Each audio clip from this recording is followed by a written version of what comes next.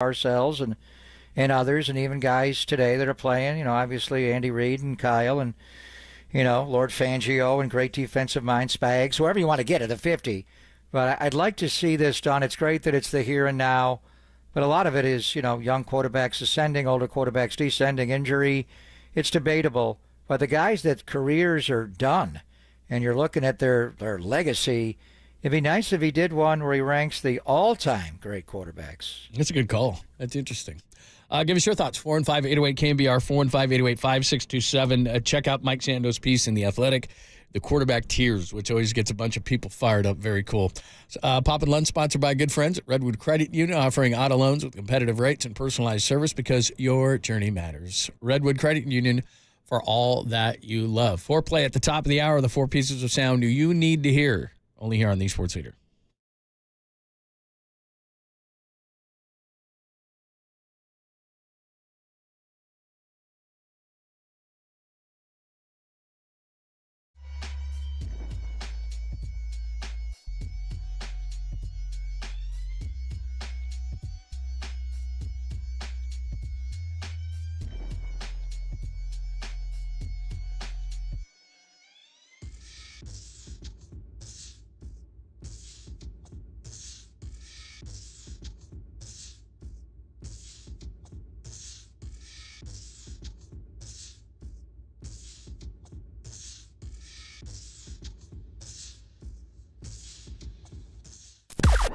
Now, from the O'Donnell Financial Group Sports Desk. Learn more at odfigroup.com. O'Donnell Financial Group, because planning is a process, not a product. Tyler Fitzgerald, Giants shortstop, joined Murph and Marcus this morning, discussed his power surge this season. Check out that podcast and more. KNBR app, YouTube, KNBR socials.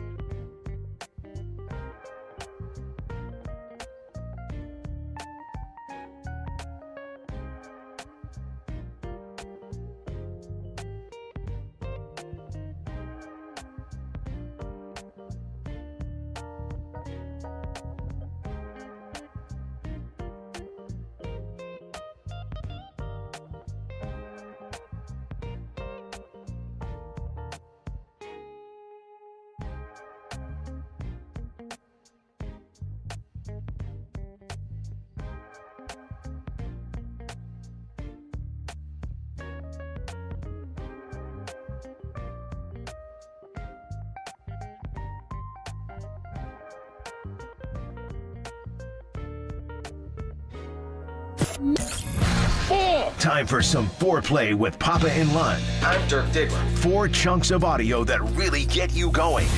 I have a gift, and I am trying to not be selfish about it, but to use it. On KNBR 104.5 and 680, the sports leader. Hello, friends. Papa and Lund on KNBR AM and FM San Francisco, the sports leader, a Cumulus media station. We have 4 pieces of sound. Now, just a little bit of a discussion on this. So the first one is from Steve Young yesterday, making his debut for the 2024 NFL season with Tolbert and Caboose, which he'll do every single week. And then Steve heard us talking and said, hey, man, I was a fan, got a little too wrapped up in this thing and talked a little bit with us this afternoon, which was great. It was great. It's always great to hear from Steve. So we're going to play that one second. Belichick on the Ayuk situation. And little Jacob Cowing. Jacob Cowing at the podium along with Darrell Luter Jr., some guys we don't normally hear from. So we'll play some Jacob Cowing on his punt return skills, which I'm looking forward to hearing about. It is 12:58, so 2 minutes. They're going to make it official. Eric Branch is saying Chris Conley, per source, has made the 49ers 53-man roster. Samuel Womack III has been released, per report. Yeah, they got a lot better in the corner room, a lot deeper in the corner room. And so that doesn't surprise me on Sam Womack. So just overall, trying to get down to 53, just a massive big cut. So yesterday, Matt Breida, Keyshawn Vaughn, and then today, Cam Latu, Braden Willis, Danny Gray, Robbie Chosen, Sam Womack, and Tanner Mordecai so far. So we'll keep you up to date. By the way, one thing that we will mention before we get going, because this is all an NFL-related foreplay here, Robbie Ray onto the 15-day injured list. Not a surprise. We thought it was coming, but we just wanted to let you know. So Robbie Ray officially onto the 15-day. And Landon Roop is up, and I don't know if he's stretched out enough to start. He'll pitch in the bullpen, but I don't know what they're going to do. They're going to pitch Logan Webb tonight, and we'll get in the matchup in Milwaukee. Logan has got to be quick to the plate tonight. Milwaukee, Seattle just stole the Giants blind over the weekend, and Milwaukee is right there. They're not quite the Reds, but they're there, and they've got more guys that can steal. So, and then you got, Kyle Harrison going on Wednesday, and the daytime Hayden Birdsong will go. And then I guess Blake Snell will pitch when they come home from Miami, John. But with Robbie Ray going on the IL, they're going to need a starter for Saturday, and it sounds like they may go opener in that game. Yeah. So that is the latest. We'll keep you up to date. Like I said, just minutes away from having the official list of the 49ers cuts. So we'll let you know when we hear the total list. But again, we just gave you a few of them. All right, let's get to it. So this is Steve yesterday with Tolbert and Copes talking about the Ayuk and Williams situations versus winning. If the window's open as it's going to be for some time right now, everybody needs to be on board. And that's why Trent, let's not forget, Trent, I understand. You're the best tackle in the game. I get it. No one doesn't say it to you. No one doesn't appreciate it. Is this... You've set the market. I think he set the market. I'm sure if I'm wrong, I'll get yelled at. But I think he set the market, and I think Jed and everybody's willing to do that because he's the best tackle in the league. And then now you're going to come back and say, no, I want to set it again because there's another $8 million collectively that I can go get, and I'm on my last contract, and I'm getting old. It's like, bro, do you not see what we're trying to get done here? And look, it doesn't mean that Jed should keep that money. It doesn't mean that, I get it. It's all contextual to your original question. And so I think that the noise that Trent has made, which luckily Brandon's covered him a little bit, I don't know. When you're the best in the league, you've been here for a while, you're older, you're more mature, there's a way to do this that doesn't, now we're still here. And I don't, so look, Brandon's caused his own grief in some ways. I'm sure the 49ers own their part of it, but Trent's, done the same, created some grief as well. All right, so that's what Steve said to Tolbert and Copes yesterday. And again, Steve, we're lucky enough to have Steve on the station. He's going to be on Tolbert and Copes every week throughout the year. So then Steve thought about it, heard us talking about the situation with the guys, and we replayed that cut and a couple other ones, and Steve called into the show. So here's what he said to us a couple hours ago. Look, every player you've got, and Greg, I think what you said hit me like a ton of bricks. Every player's got to go do what they got to do to take care of their families. And so that part, that's when I said, you know what? Yesterday I was a fan. Like, I want everyone in. I want to go beat everybody, and I feel people coming from behind us, and I don't like it. And so, there's an emotional part of that. When you said that, Greg, that's why I called. It's like, you know what? He's right. I got to be very careful about this, because you've got to give people the space to go cut their deals against an entity that has, again, we know the values, equity values of NFL squads. I mean, they've 20 times in the last 20 years. Respect to Steve, man. That was cool. That was very nice that he called, and we'll reach out, and he's with Tolbert and Cope, so we'll get him on. But the bottom line with Trent, I think when they did the contract, and they did it a few years ago, he was going to go to Kansas City, but he called Kyle and he said, "You got to move on this fast. Andy Reid wants me," and they did make him the highest paid tackle in football. Now he's the 4th highest paid left tackle, and there are 2 right tackles that make more than him. So he's like number 6 overall, and none of it's guaranteed.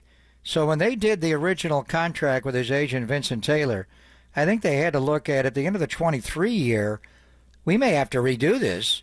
None of the money is guaranteed. Now, some of it, he's also gotten restructures done where they wrote him a huge check to keep other players on the roster and move the number down. But he's at 20.8 this year, 23.4 next year, and 25. 33-1 and 26, which is a good number, but none of it is guaranteed. And he's got a lot of guys. We won't go through the whole list, but just the guys that have been done in recent years, John, that have passed him. He needs Wirfs makes more, Darrisaw makes more, Penei Sewell makes more. So I think there's an understanding that they had to redo his contract. So Trent is in a different hopper than Ayuk. Ayuk is, they were close to getting a deal done a couple of times. And he asked to be traded the week before camp started, and they traded him. They had deals they liked that they would have approved, and he said, "Oh, I'm not going there." So, Brandon's a young player he's still on his 5th-year rookie option year.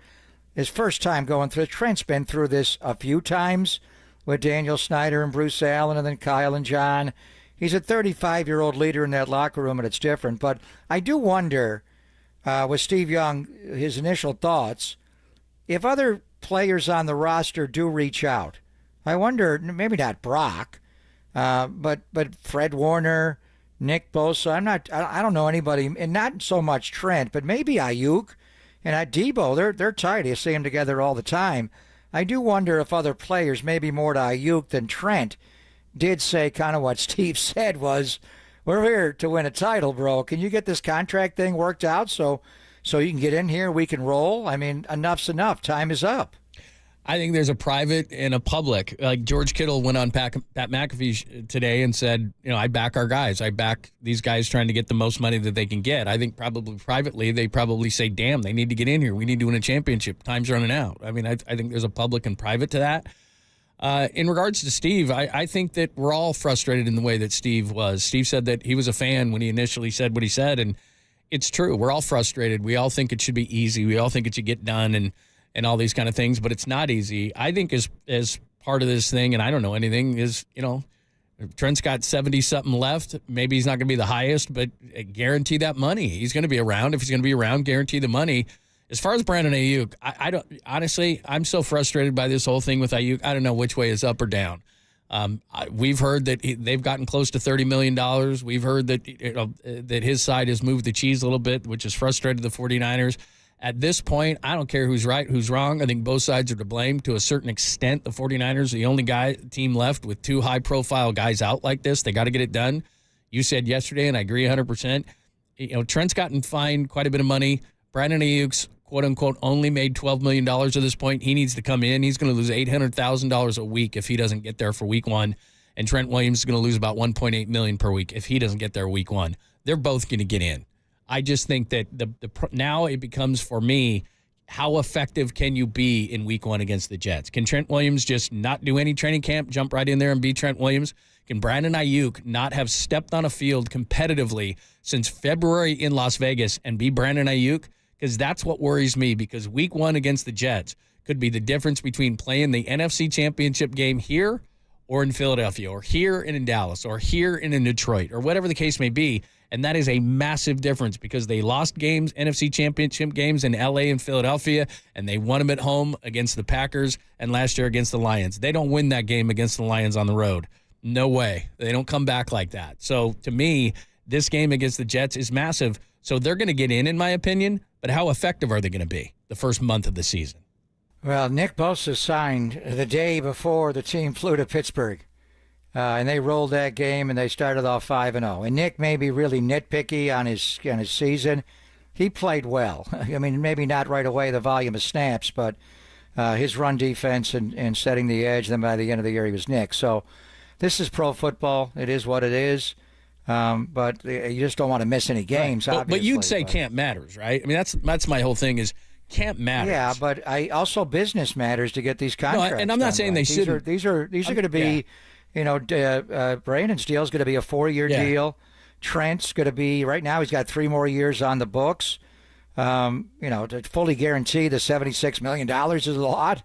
I think you do it on the first couple of years. But, these are multi-year deals to all-pro type players that you've got to get right. So it takes time to get all the language and everything done. I think there's optimism we'll get both done. But we'll see. But it's not like this is not a team... that with those guys not being a part of training, as long as they're in for install week starting next week after Labor Day, this team can get off to a quick start. Yeah, and again, I understand what needs to be done and all these kind of things. But what I'm saying is that if training camp didn't matter, then they wouldn't have it. Brandon Ayuk, to this point, after not stepping on a field since walking off the field of the Super Bowl in Las Vegas, he's not going to be able to play as many plays. He's not going to be as effective. Trent Williams, as great as he is, he's not going to be as effective. They've already passed that point of no return. And I hope that they don't get injured when they do come back because football is more demanding than any other sport. I think you can come back in baseball, but we saw how long it took Blake Snell. You can come back in basketball, but you have to get your rhythm in shooting back. It takes time.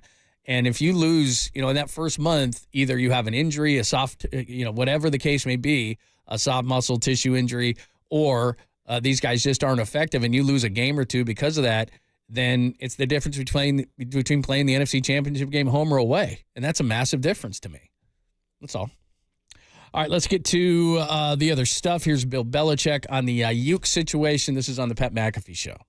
The Ayuk situation was interesting, too. Here's a guy that, again, I don't know all the specifics of it, so I'm really – I'm looking at it from the outside here, but, didn't want to go to New England, didn't want to go to Pittsburgh. In the end, is the little more money, however much the extra money is that worth going to a team that, isn't maybe has the same opportunity to win as maybe what San Francisco does? And so I think that's kind of the, decision you have to make as a player. Like, how much is it, you want to try to get as much as you can from the team you want to be with.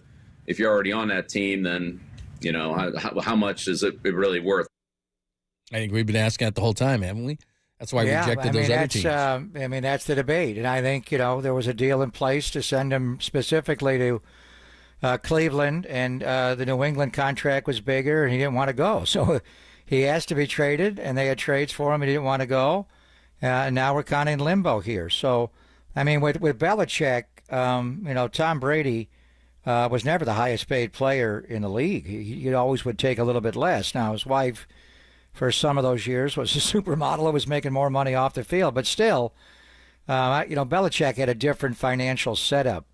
And the other guy we're not talking about is Jamar Chase. And Belichick had a rule, maybe we'll adjust your contract when you're in the final year of your contract. Don't come in when you have 2 years left because I'll have 50 guys outside of my door. We can't do that.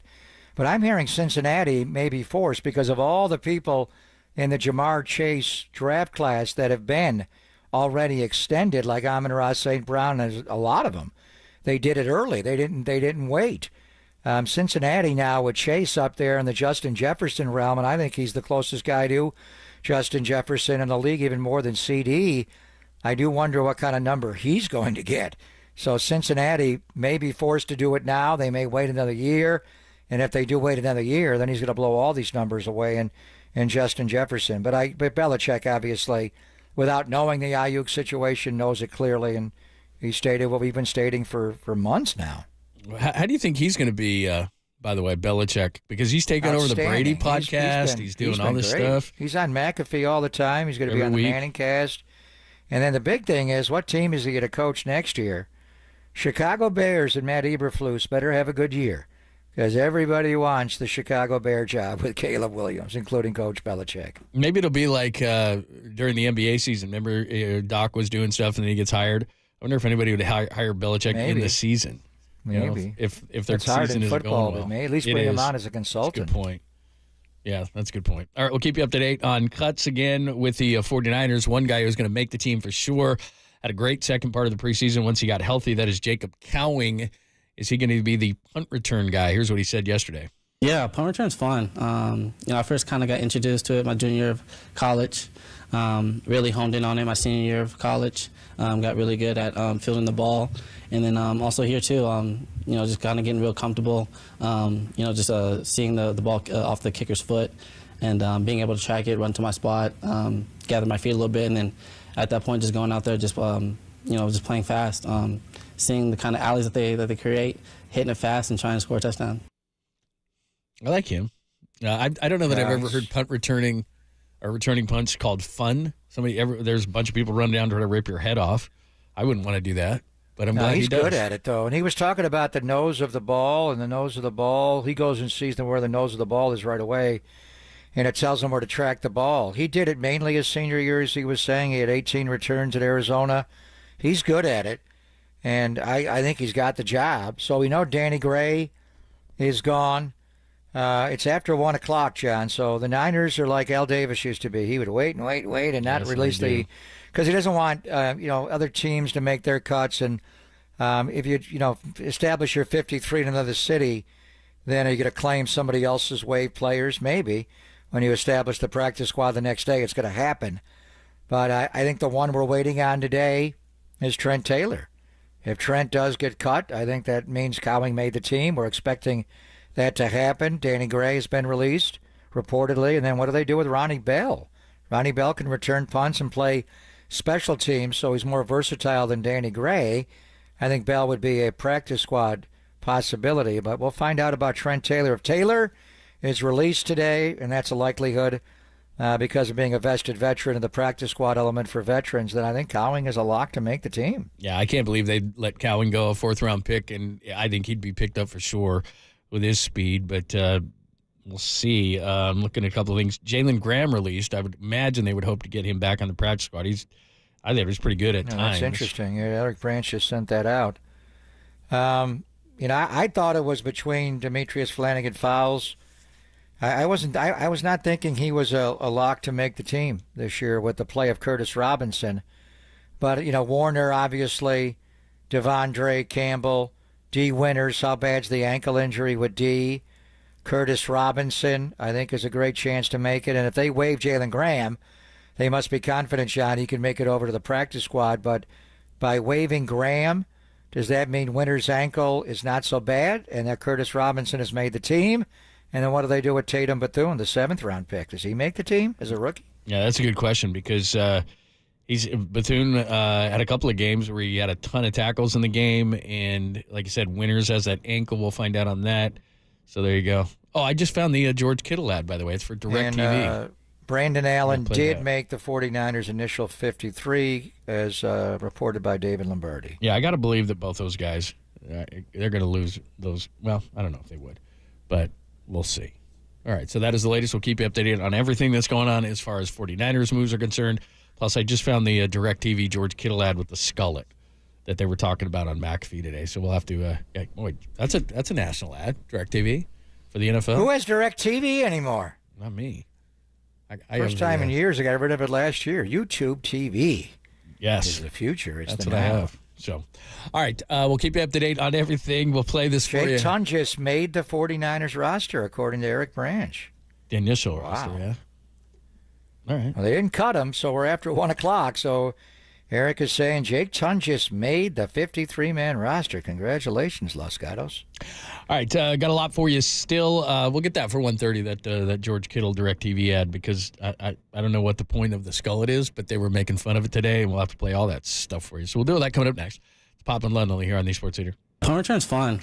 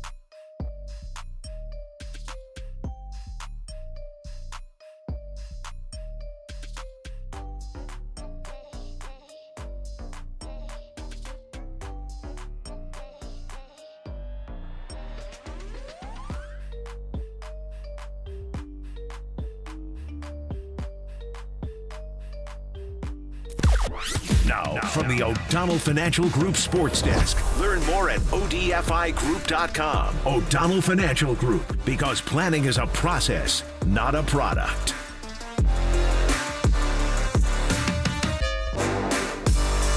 Oh, sorry, I'm jamming out to the music here, and I forgot I had to read something there. Steve Young joined Tolbert and Coast and us, and we stole him. I think he's going to be here forever, Derek. That's right, Derek. But he did join Tolbert and Coast yesterday afternoon and gave his thoughts on Brandon Newton, Trent Williams holdout. Check out that stuff on the KNBR app, YouTube, and KNBR socials.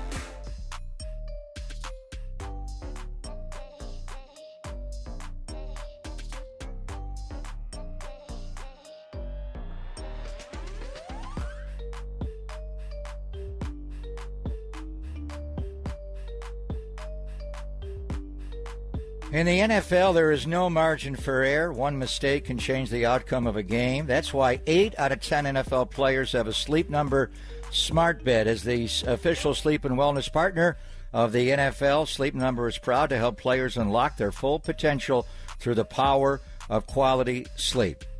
J.D. Power ranks Sleep Number number 1 in customer satisfaction with mattresses purchased in store. Do you have a Sleep Number bed? Now you can get one during Sleep Number's biggest sale of the year. You'll save 50% on the Sleep Number limited edition smart bed. Plus, you get free home delivery on select smart beds when you add a base. It ends Labor Day, September the 2nd. For J.D. Power 2023 award information, visit jdpower.com/awards. Only at a Sleep Number store or at sleepnumber.com, the official sleep and wellness partner of the NFL.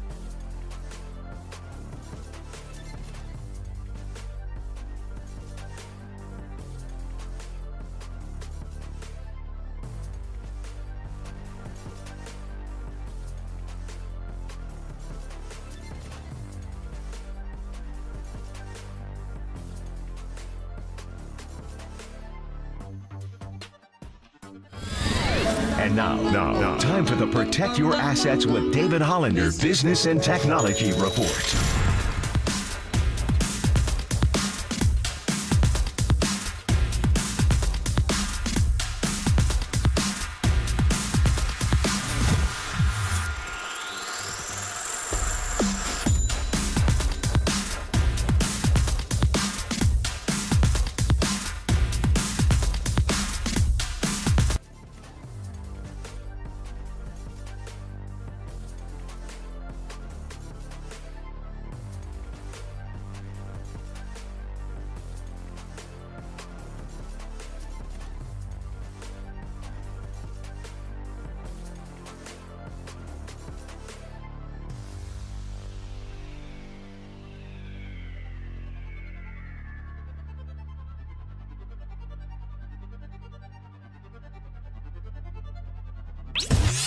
Play KNBR at your pad on your Apple HomePod. The Papa and Lund Show now continues on KNBR 104.5 and 680, the sports leader.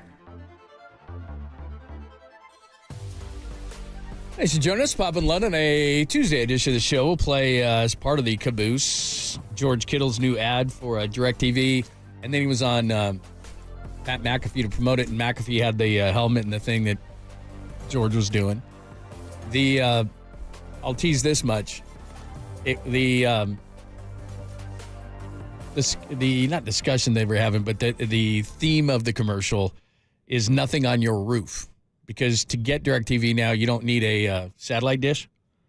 So it's nothing on your roof. So then George goes sans hair on the top, but kept the skullet along in the back. So nothing on your roof is the theme of the commercial, which is pretty funny. And we'll play it for you. I guess you need League Pass and extra innings, but you can get those on other devices. Yeah. Do you need DirecTV anymore? Yeah, I don't know what their subscriber list is like. DirecTV was the original home satellite dish that changed television. You had to have it. It put Ricky's and San Leandro out of business, and it was the way to watch the Red Zone. Mm-hmm. But now they lost it a couple of years ago, last year, to YouTube TV. So good for George to try to throw a life preserver to DirecTV. Yeah, owned by Rupert Murdoch of all. You're going to pay him. You're going to pay him. He's on it. So he's no Travis Kelce, but he has got a few spots. And he's got Jake Tonjes in his tight end room. Jake has made the 49ers. Wow, congratulations. Keep you up to date on everything. One guy that's an interesting, and I don't know the story enough. On a lot of other teams, it's like, well, why did that guy not work out? Is it Luis Kine, the safety from the Vikings, Cine? Yes, Scene or Sign, yeah. He got cut. Yeah, he was a first-round pick, 32nd overall, in 2022, so we're talking less than 2 years now. I know he had some injuries. Obviously, he struggled a little bit, but with the 49ers needing the safety, I mean, here's a 24-year-old guy who was a first-round pick, and I watched him at Baylor. He was pretty good. I don't know what went wrong in Minnesota, but if the 49ers need a safety, 24-year-old former first-round pick? Yeah, we saw him 2 years ago in the joint practices in Egan, and he was clearly underachieving there when you give up on a guy that early in his career. But Kwesi Adofo-Mensah knows what he's doing there. So we were wondering about Latu and Willis both getting cut. The other side of the story is that Jake Tonjes has made the 49ers, and he's not going to be his NFL debut. He played 4 games with the Bears in 2022, but he's from Los Gatos High School. He actually was a quarterback there, and he also played a two-way player. They moved him to tight end, a defensive back, but what a great story. Eric Branch has been all over it because he wrote a feature piece about him. He's a huge Cincinnati Bengal fan, Jake. But he was impressive in the preseason, John. We're number 88. He caught all 9 of his targets. He's going to have to work on his blocking, certainly at 240 pounds. But what's up with Logan Thomas now? So the busy position day to day is tight end. In Brian Fleury's group, they cut Cam Latu. They cut Braden Willis, who was a Niner last year. Jake Tonjes has made the 53. Not just the practice squad, and then what do they do with Logan Thomas, the veteran, and Mason Pline? But that is the story of training camp, that Jake Tonjes made the 49ers this year. Wow. All right, so we'll keep you up to date. I'm trying to keep up any other things that are happening, but we'll keep you up to date on everything that's going on as far as the 49ers are concerned. As they 1 o'clock was the deadline, and like you said, the 49ers don't do us any favors because they wait and they wait. Other teams have sent out. Well, you got to file it in the league office by 1 o'clock. So yeah. So Matt Breida, Keyshawn Vaughn, Cam Latu, Braden Willis, Danny Gray, Robbie Chosen, Sam Womack, Presley Harvin III, Lewis Kidd, the offensive lineman. I'm not sure we told you about that. He was let go. John Trey Kirkland, the wide receiver, and then Tana Mordecai. And we do have a report that Brandon Allen has made the team. What do we know about Joshua Dobbs? He's not showing up on the list of the wave, but as do we have a report that he made the 40. What happens is the player agents begin to tell the reporters that their guy made the team because they've been told by the team. So that starts to filter out. So a lot of big names out there in limbo, but what do we know about the Pasternaut? Is any confirmation on him making the Niners? I haven't heard it. I'd be shocked if he wasn't. I think they'll take at least 2, but no, haven't heard anything on that. And the one thing, too, that we haven't heard today, one way or the other, because I really think that the 49ers, whether it be, veteran safety or depth at defensive end or any of those at edge, any of those kind of things, Elijah Mitchell, I think he's a guy to watch today. Are they going to trade Elijah Mitchell? Are they going to keep Elijah Mitchell? I think that's one of the things to keep an eye on as far as he is concerned. But have not heard anything on Elijah Mitchell. Because, well, you don't have to trade him today. You could put him on the 53-man roster. But that's what I'm saying is maybe you'd like to move him and then have an open spot at your 53 because, like I said, I think they need some stuff, and J.P. Mason is clearly number 2. C.J. Beathard got cut by Jackson. Yeah, I did see that. Former 49er. The toughest quarterback in 49ers history. He played behind some bad offensive lines. He got hit a lot. So, all right, keep you up to date. All right, let's play that stuff from George Kittle.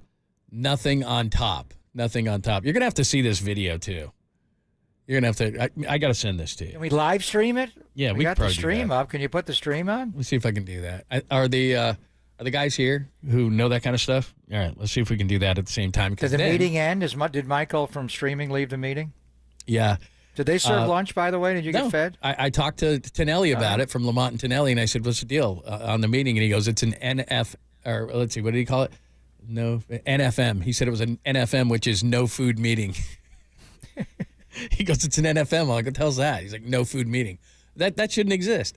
If employees sit through a meeting, they should at least get like pizza or something. I mean, come on. I mean, that's pizza's bare minimum. It should be sandwiches, should be, isn't that it? I mean, we don't do many meetings around here, so if you work for a company that's like meeting heavy, you probably don't get a meal, I think they purposely schedule the meetings during our show so you don't go in and just crush all the food and take everybody's home in a doggy bag. So. I am nice. I do wait till the end of the meeting because a lot of times the meeting is sitting in the kitchen, and I might peruse just because, like I said, I don't want a veggie sandwich. Like usually when we get done, and everybody jumps in there, and the sales get to it, and the marketing and all those people, and they just snarl through all the food and leave some crumbs, a couple of things like that, the undesirable food. It's always like some, thing with like peppers, eggplant, and like a pesto. That's the only thing that's left. I don't want that. Yeah. I don't want the red pepper pesto, thing. I need, I want some meat. So... Get John some meat. I want George Kittle's skullet. Are we calling it? What is that? It's a skullet. Well, the first ever. Well, I'll tell the story next because I've actually. Speaking of skullets, T.J. Hawkinson goes on top. That's a good deal. We're going to see the Vikings week 2 of the year, so he's not going to play. Mm-hmm. And he had a huge game against Dre Greenlaw on Monday Night Football last year. And Jordan Addison, John, is the report that he got suspended the first 6 games of the year. Correct. He's not going to play against the Niners either. More good news. No Addison and no T.J. Hawkinson. Yeah. And your guy Sam Darnold. He's on the all-skeleton. I know. You got to make sure that you don't root for Sam Darnold in that second week. He's dead to me. He wears purple now. That's I have no idea who he is. It's very Purple good. Rain. All right. George Kittle and more. The Caboose. Pop and Lund on the Sports Leader.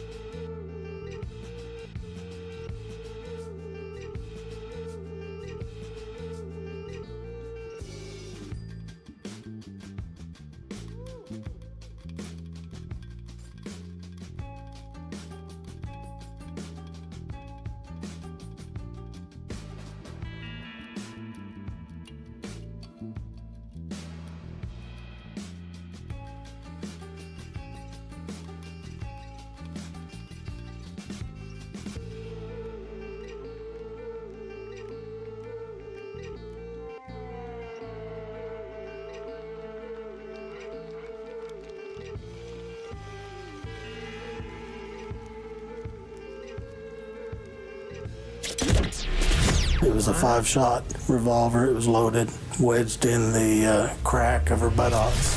Papa and Lund presents the Caboose Pistol. The old Caboose pistol, everybody has one. A few stories that slip through the cracks. Did you say Caboose? I know some women who could hide a machine gun in there. Yeah. I'm sorry, we're getting off track. On KNBR 104.5 and 680, the sports leader. Some days that open strikes me. I don't think about it often, but then every once in a while. Whoa, that's the horseshoe. How about that? That's That the is an George old Kittle right there if you're school- watching on YouTube or wow. Twitch. That's called a That skullet. is- So when you have when you're bald on top and you grow it long on the back, that's called there's a mullet, and then this is called a skullet because we can That's see your a look. skull. That is a look. So I was, years ago, before we get to the Kittle story, I was working in Pittsburgh, and there was a sales guy, and I was new there, and he comes walking into my office, and I just started laughing, and I said, well, that's, you know what your haircut's called? He didn't know what it was called, and I said, that's called a skullet. When you're bald on top and he was long on back. And it wasn't as pronounced as what Kittle's is there, as if you're watching on YouTube and Twitch, but he had like a long skullet in the back. And I always wondered why people would do that. Like, I think when it's going, you just got to shave your head, but he had it long in the back. And it was even like Just had wear a curl a to hat. it. You have to have a hat on Or a hat. all day Yeah, to cover up the something. horseshoe. Yeah, that is a look. skullet. Granville So why is Raiders, George right? wearing the skullet? All right, so let's play it for you. So can we flash that picture up there again, or was that just a one-time thing? Just leave it there. Yeah, let's leave it there. That is if a you're on look. YouTube and Twitch, you can see that there it is right there. We got it back up on YouTube and Twitch. So it's long in the back, it's bald on top. That's going to be George when he's a very old man. I know it is actually. That's George in It's about starting 40 to go. years. But Wow. Anyway, so George Kittle, no Travis Kelce, which we'll give you in just a second, but he has a new ad for DirecTV, and its theme is nothing on top, which is why he has the skullet going. Let's give you a listen. Oh, you don't need the satellite dish on No, top of the roof. Exactly. anymore. Here's George. We have it? You can now stream DirecTV without a satellite dish. That means the football you love with nothing on your roof. Nothing on your roof. So to celebrate, I got nothing on my roof. It's a metaphor. Finding your games is a breeze. Touchdown, DirecTV. Satellite free. DirecTV. You heard right. Get your favorite pro heard right. and college football with nothing on your roof. It's a foot bald helmet. Then he puts on a helmet. It's on the guardian cap. Yeah. Your roof. Nothing on the roof. Nothing on the roof. I now I get it. Yeah, so I get nothing it. on the He's roof. got nothing on the roof. Yeah, so that's what he looks like there. You've The got it roof- on YouTube the and roof- Twitch. The roof is on fire. Boy, look at that thing. So I often wondered about DirecTV. And one time in my life, I had two of them on my house. Did they really need to do it like a satellite dish to get? Was it a line of sight? I mean, Oh yeah, actually it because was. remember if you had when you had like I wind lived or in places rain, with it would- snow, and if you got Yeah, snow it in that would- thing, you couldn't get. You had to go up there with like a big broom. I remember like years ago, I rented a home, and I put receivers, I put satellite dishes all over it, and you have to actually mount it on there. Then people do it in apartments. For a long time, it was not legal to do it in an apartment. Then they said you could do it. The ultimate one, he just passed away, Bernard Canter, who when I built a home, he did all my low voltage. Anyway. He was a good friend of mine, and somehow he got hooked up with the Raiders and the Ottens. Al Davis would fly him when we went on the road on the Raider trip, and the Raiders played like a Sunday night game. He would fly Bernard Canter on the road and bring a DirecTV satellite dish and mount it on the rooftop of our hotel. Come on. And we would be there like 4 hours. And I'd be looking out the window in like downtown Pittsburgh, and there's Bernard, he's like climbing up the side of the building and mounting a DirecTV satellite dish on the roof. So I'm like, party's in Al's room.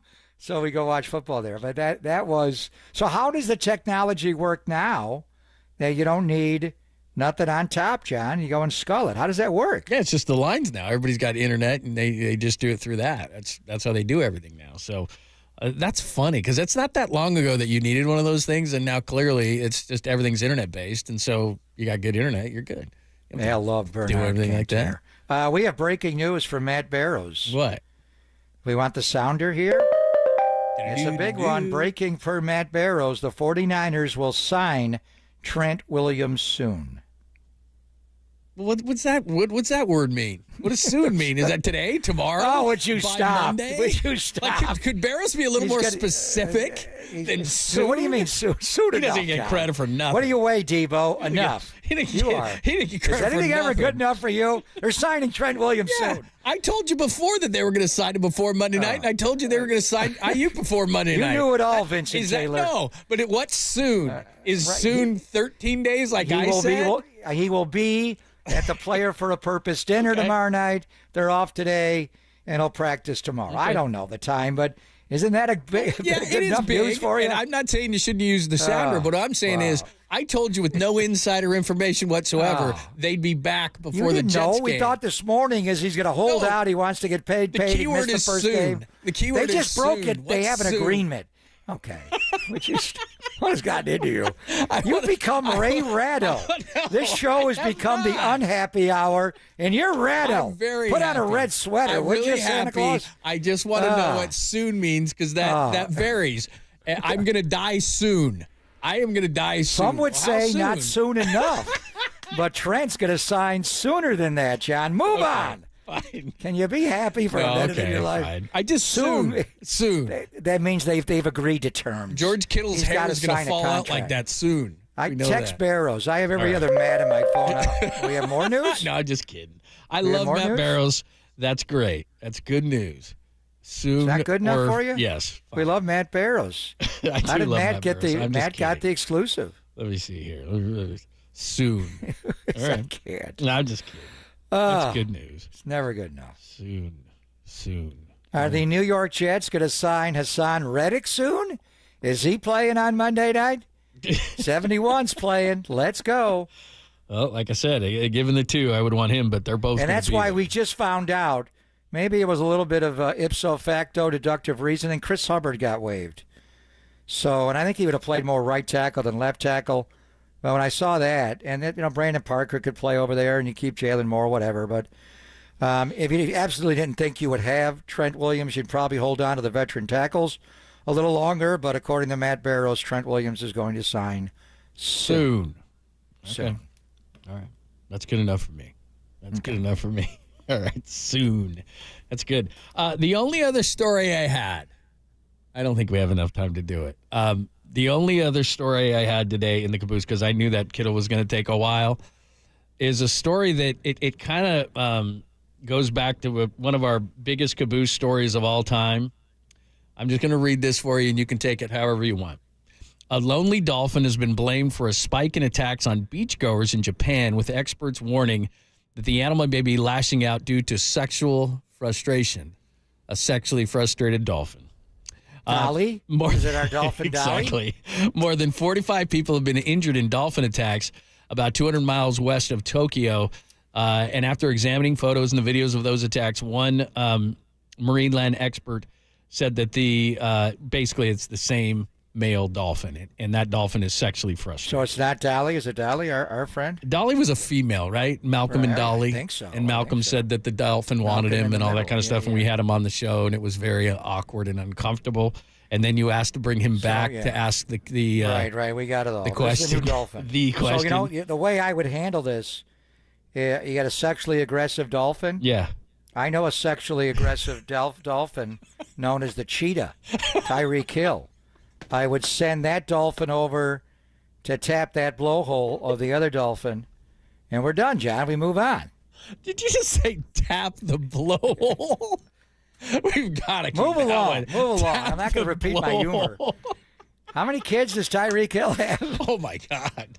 A Send million. him over to take care of that dolphin. Oh, that Run the is cheater amazing. route.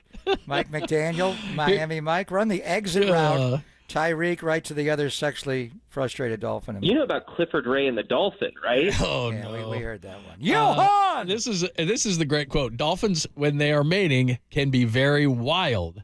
Adding that dolphins lunging on top of a human could be a sexual act, and that this particular dolphin was seemingly, quote unquote, a horny, lonely dolphin, unquote. Yeah. So, I'm not so worried about the Dolphin. I'm more concerned about the silverback that is Trent Williams. Do we have anything more? Have we found out what soon means? The full list of 49ers to be waived are in from the team. 49ers have released the following players. Ben Barch, offensive lineman. I thought he may make it. Robbie Chosen, Chris Hubbard, T.Y. McGill, let go. Brandon Parker. Oh, whoa. They cut Eric Saubert. Because they don't want to guarantee the whole year, right? They cut Trent Taylor. So I think that's good news for Jacob Cowing. I'm reading this alphabetically. Logan Thomas got cut. Tracy Walker III got cut. Nick Williams got cut. Here's a surprise. Rock Yassin got cut. These are all vets they could bring back, though, right? They don't want to guarantee the whole year, maybe. Bring on them some of all these back guys. if they choose to. Yeah, they just don't want to. Practice squad. Isaac Alacorn from Mexico, the International Pathway Program. And this is a different designation because of the not vested veterans. He was waived. Evan Anderson was waived. He's the big guy, number 66. They gave $280,000 to out of Florida Atlantic. I think he's a practice squad guy. Alex Barrett got waived. Jonathan Garvin waived. Jalen Graham, Danny Gray, Sebastian Gutierrez. He almost scored a touchdown on that crazy play in Vegas. Jarrett Kingston, Cam Latu, Chase Lucas, Jalen Mahoney, Tay Martin, Tanner Mordecai, Drake Nugent, Mason Pline, Cody Schrader, Braden Willis, Samuel Womack, all waived. Staying on the PUP list, Talanoa Hufanga. And here's one, John. They have put on injured reserve Elijah Mitchell. So he had the hamstring. So with Elijah Mitchell going on injured reserve, you can bring back. They're saying he's going on season-ending injured reserve. Is he done the year? It says Elijah Mitchell on the season-ending injured reserve. Yeah, Khalil Davis has got the asterisk and the designated for return. So Mitchell's done. They can't even trade him. Done for the season. That's what this says here. Hamstring that bad? I can't so believe this changes things. Because I thought they were going to trade him. So Patrick Taylor was not listed as a running back that got cut. He made the team, right? Mm-hmm. So your running back room is Christian McCaffrey, Jordan Mason, Isaac Garendo, Patrick Taylor, and Kyle Juszczyk. Rock Yassin got cut. Now, you could bring him back as a practice squatter. Yeah, you're just probably not guaranteeing his full year. They kept 5 corners and not 3. Tracy Walker. You got 6 veterans you want to slide over to practice squad. Trent Taylor, Logan Thomas. Ben Bart's got cut. Well, again, a lot of this is just vested veterans. Right, exactly. They don't want to guarantee the whole year. Yeah, so they got slid over. So I guess the shocking news, Saubert got moved off, so they could do that before the Jets game. So right now, Logan Thomas got cut. Willis, Latu. Your tight end room is just 2 guys now, Kittle and Tonjes. Is that correct? They'll bring back other guys. They'll bring back Saubert, vested veterans. They just don't want to guarantee played the the year. roster manipulation game to not have to guarantee to pay these guys for the whole year. But the big news is Elijah Mitchell is done for the year. Season-ending IR. That's the report. So, obviously no trade. And I don't know that he'll ever play again for the 49ers because this is last year of his deal. Up, so, wow. You're not going to re-sign him with all these injuries? We didn't see him in the preseason at all. And I saw him working out. I thought he could maybe even play in the Raider game. That hamstring's been an issue. Maybe he re-aggravated it. So Elijah Mitchell done for the year. And I guess Patrick Taylor Jr., the former Packers, made the team. There you go. All right, that is the latest. We'll react to that. Plus, what does soon mean? We'll explain. It's Pop Unknown here on the Sports Leader.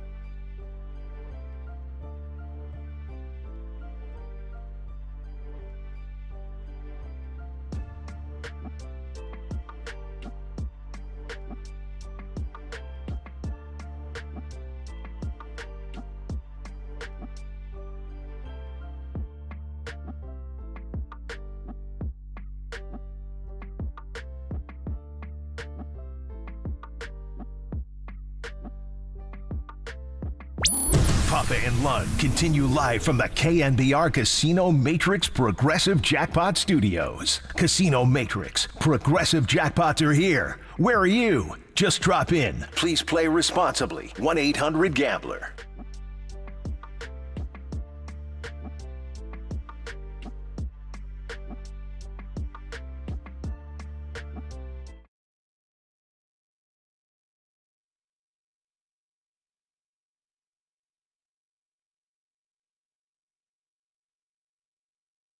Sorry, my headphones were disconnected. Didn't know what the heck was going on. I'm not an engineer. All right, let's see here. We're getting some conflicting information here. Are we really?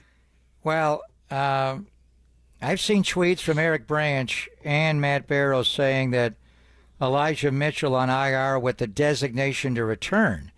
But when you read the 49er release, the following players has been activated. Well, first of all, Talanoa Hufanga has been activated from the PUP list, which is big. So he's not going to have to miss the first 4 games of the year. So they do have 4 safeties on the roster, which Jair Brown, George Odom, Malik Mustafa, and Hoff is now available. Then the following players have been placed on the injured reserve list. Kalia Davis, the next to Kalia's name is the asterisk, I'm looking at it, yeah. Designated for return. And then Elijah Mitchell's below that, but there's no asterisk with Eli. So reading that, it would seem as though Elijah Mitchell's is season ending. You're right. But I'm reading an Eric Branch tweet that says Talanoa Hufanga activated from PUP list and placed Elijah Mitchell on IR with the designation to return. So which is it? Can Elijah Mitchell, and Schefter just went on NFL Live and told the nation that he's not coming back. So is Elijah Mitchell done for the year? I mean, the only reason I said it is because I heard Schefter, and then, like you said, you look at the release and there's no asterisk by his name. So that. But then we read tweets from Eric Branch, and here's the one from Matt Barrows. Barrows also sent out one that, have you seen the Barrows one where Trent Williams is expected to sign soon? He said that's not and he also wrote. Now Eric Branch, Elijah Mitchell was placed on season ending. Oh, he updated it. See there. So he's not very trustworthy. He asks very long questions. Well, when you read it, you have to read it over. So everybody's in a rush to be correct. You just want to be. So Elijah Mitchell is done for the year, and maybe his 49er career is over. Yeah, because that's the last year of his deal. So I was just hoping that they could possibly trade him and get something for him, but that is not. Well, how bad is the hamstring injury? I thought he was trending towards coming back and moving like Orendo was, but so Patrick Taylor made the team. So a lot of news. Good news on Talanoa Hufanga, obviously, but I mean, we've been talking nonstop about Ayuk. That's still out there. But Trent Williams, how are we feeling here? The Eric Branch or the Matt Barrows tweet that he is expected to sign soon. Anybody else following up on that? Is there more reporting on that? What's going on there? I'll believe it. I'm to the point in this where when they're in, then I'll believe anything, because soon to me is too broad of a term, too vague of a term. And it's nothing against Matt Barrows, who I think is absolutely great, and all these guys do such a tremendous job covering the team, but that's too vague for me. What is soon? I mean, soon would mean the coming days. Okay. I would think he would say, I mean, they're back to practice tomorrow. They got the player for a purpose dinner tomorrow night. I mean, wasn't Ayuk picking out a suit at one point? That sounds soon. Yeah, I understand. I mean, when they're in, I'll believe it. I don't like soon. I don't like that word. But I don't know anything. I understand. I don't know. What do you think? What do you think of soon? Oren Burks got cut by the Eagles. You want to bring him back? Good special teams player. I would think that Matt Barrows has been told something, which is good news. So hopefully when we come back on tomorrow morning at 10 a.m., John, we're going to have news that Trent Williams is all good and back in 49ers camp. I'd like to. Anybody see the electric Mercedes in the South Bay? Yeah, that's what I need to know. That's what if you see. That's when we'll know. If the electric Mercedes is rolling into 49-49 soon, then Silverback will be right behind. I'll drive down there right now because they have those holes in the fences and you can see the players' cars. If I see that Rolls, the one of one, I'll let you know. All electric Rolls Royce. The one of one, yeah, that thing is a beauty. Well, I'm going to be there tomorrow. Oh, okay. We got the dinner tomorrow night, so I'm going to show from there tomorrow. There. So I'll have eyeballs on the RRE. All right, the boys will continue the conversation. Pop and Lunch, sponsored by our good friends at Redwood Credit Union, offering auto loans with competitive rates, even to Trent Williams. He probably went through Redwood Credit Union to finance that rolls for sure, 100%. It was a half a mil. Competitive, a lot of loans with Maybe competitive rates. 3/4 of a mil. I think it was 3/4. And personalized service, because your journey matters. Redwood Credit Union, for all that you love. We had a great guest list today, man. Sando was talking about the QB tiers, the return of Mike Pereira. That was awesome. Steve Young called. Steve in Redwood City called. That was beautiful. So, no, I don't know if he was in Redwood City. But just making stuff up. I thought he was in Provo, Utah. Yeah, I might have been. Anyway, Steve was great. If you missed any of those, just go to KNBR.com and you can take a listen. The boys are coming up next. We will hear you tomorrow, and we'll see if the Rolls is indeed in the parking lot. It's Pop in London, KNBR AM and FM San Francisco, the sports leader, Cumulus Media Station.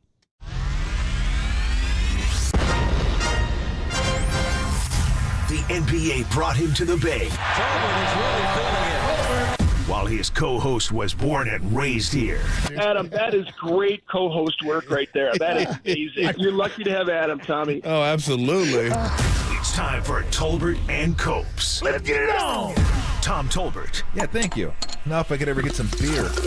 And Adam Copeland. Adam Copeland has arrived! On KNBR 104.5 and 680, the sports leader.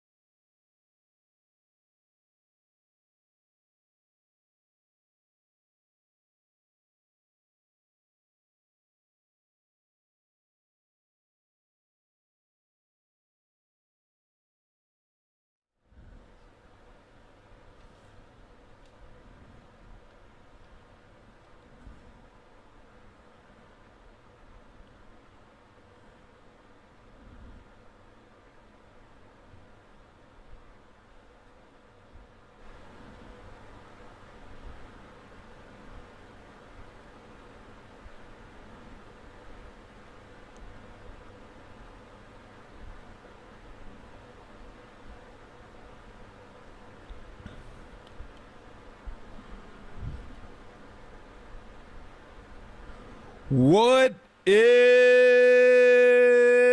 shaking? Adam Copeland, Tom Tolbert with you. Be with you for a couple hours. Then we'll get you ready for the Brew Crew and the Giants.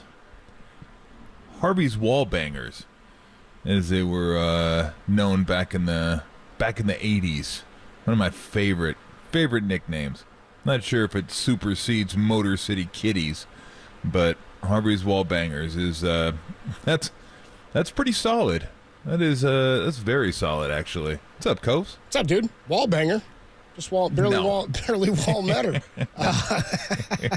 Yeah, did you mention Lombardi? No, Lombardi's coming on. We'll go through the QB tier rankings that he does every single year as he talks to executives and coaches and scouts. So this is people that are involved in the NFL. So that's where all the rankings come from, and there's a bunch of them. So they each have a vote. I mean, there's like 50 or so, 40, 50 of these guys. So pretty interesting. Looked through it today. All looked, about right.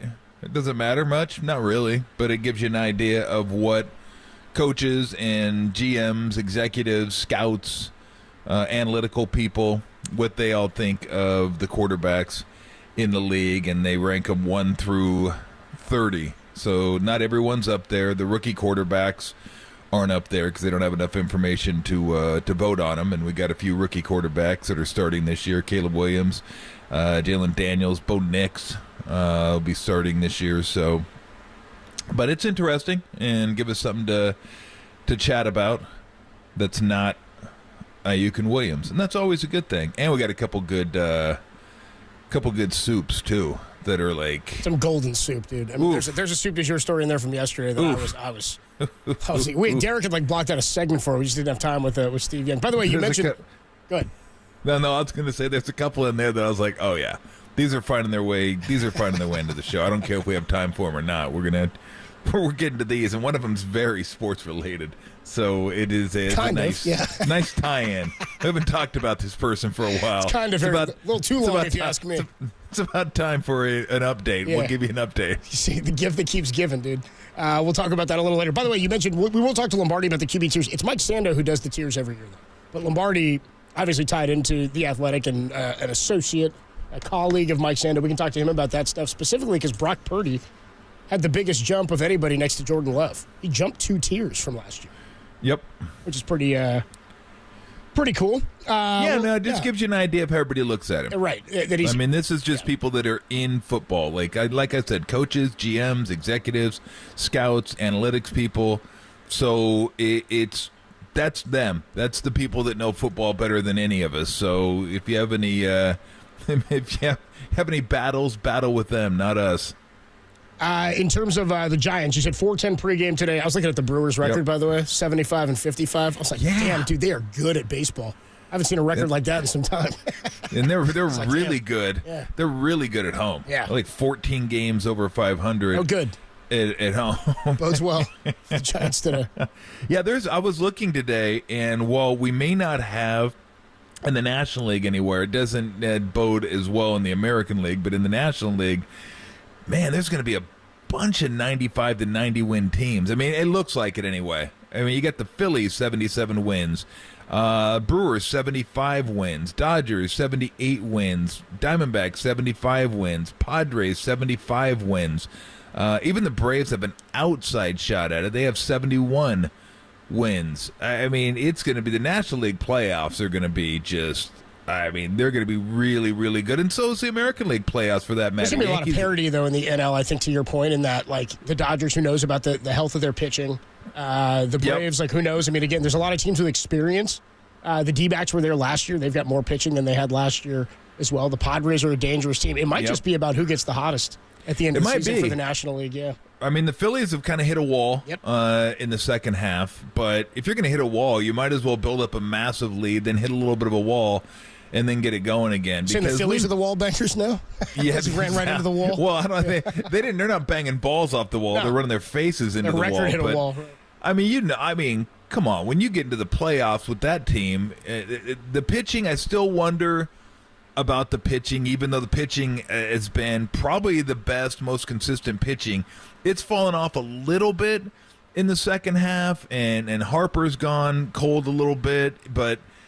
I mean, you look. We always talk about the top of the Dodger lineup, and the top of the Dodger lineup is the best in the business. You got Ohtani, you got Betts, and interestingly enough, Betts came back into the lineup, and they kept Ohtani in the leadoff spot. He was batting 2 before Betts got hurt, and Betts got hurt, comes back. Ohtani moved to 1 leadoff spot, and then when Betts came back, they just stuck him at 2. So you got Ohtani, Betts, Freeman, and Smith. And then you go to the... Hernandez is there, too, in the middle. Yeah, I think he's probably 5. Yeah, he's the 5th. I think he's hitting 4 and 5. He was in when Mookie came back, I think they dropped him down 1 more, but he was hitting. Yeah, I mean, but he's incredible. And then, you got the Phillies, you got Schwarber, Turner, Harper, Baum, and then Real Muto was batting up there. They've dropped him down in the order, but they got Castellanos behind that.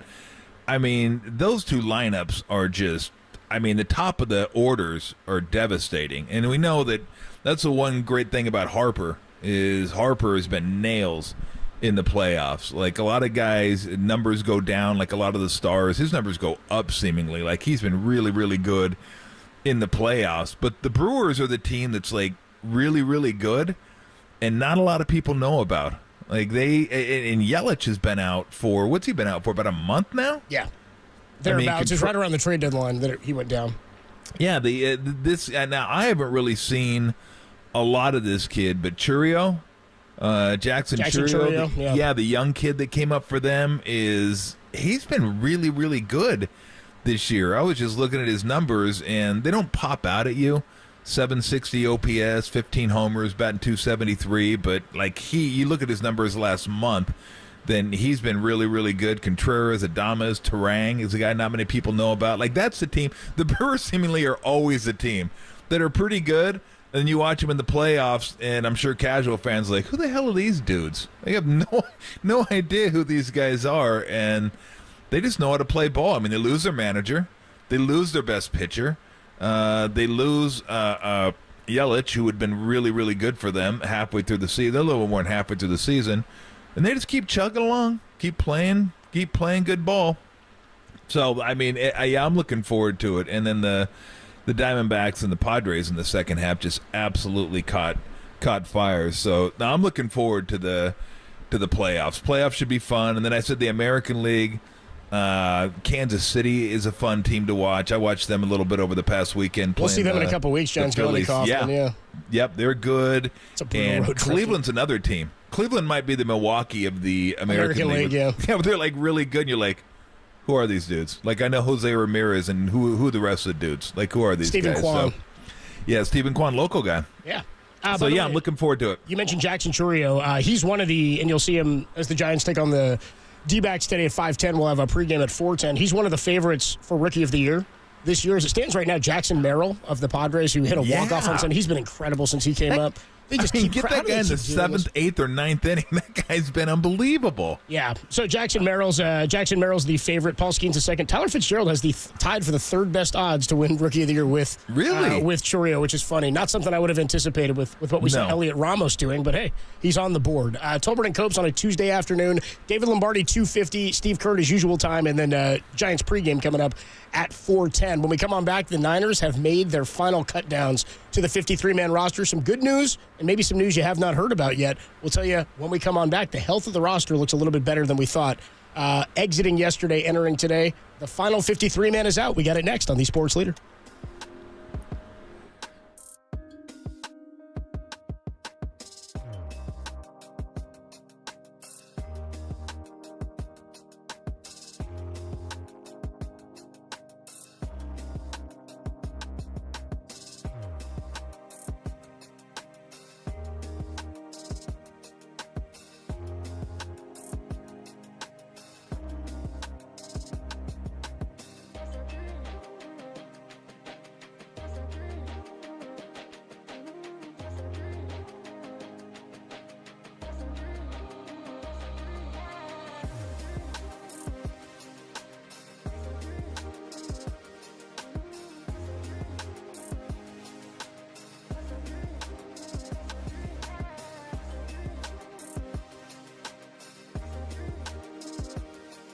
Steve Young joined Tom and myself yesterday and believes the relationship is strained between Ayuk and the 49ers. And hey, he heard Papa and Lund talking about the interview and decided to call in again today.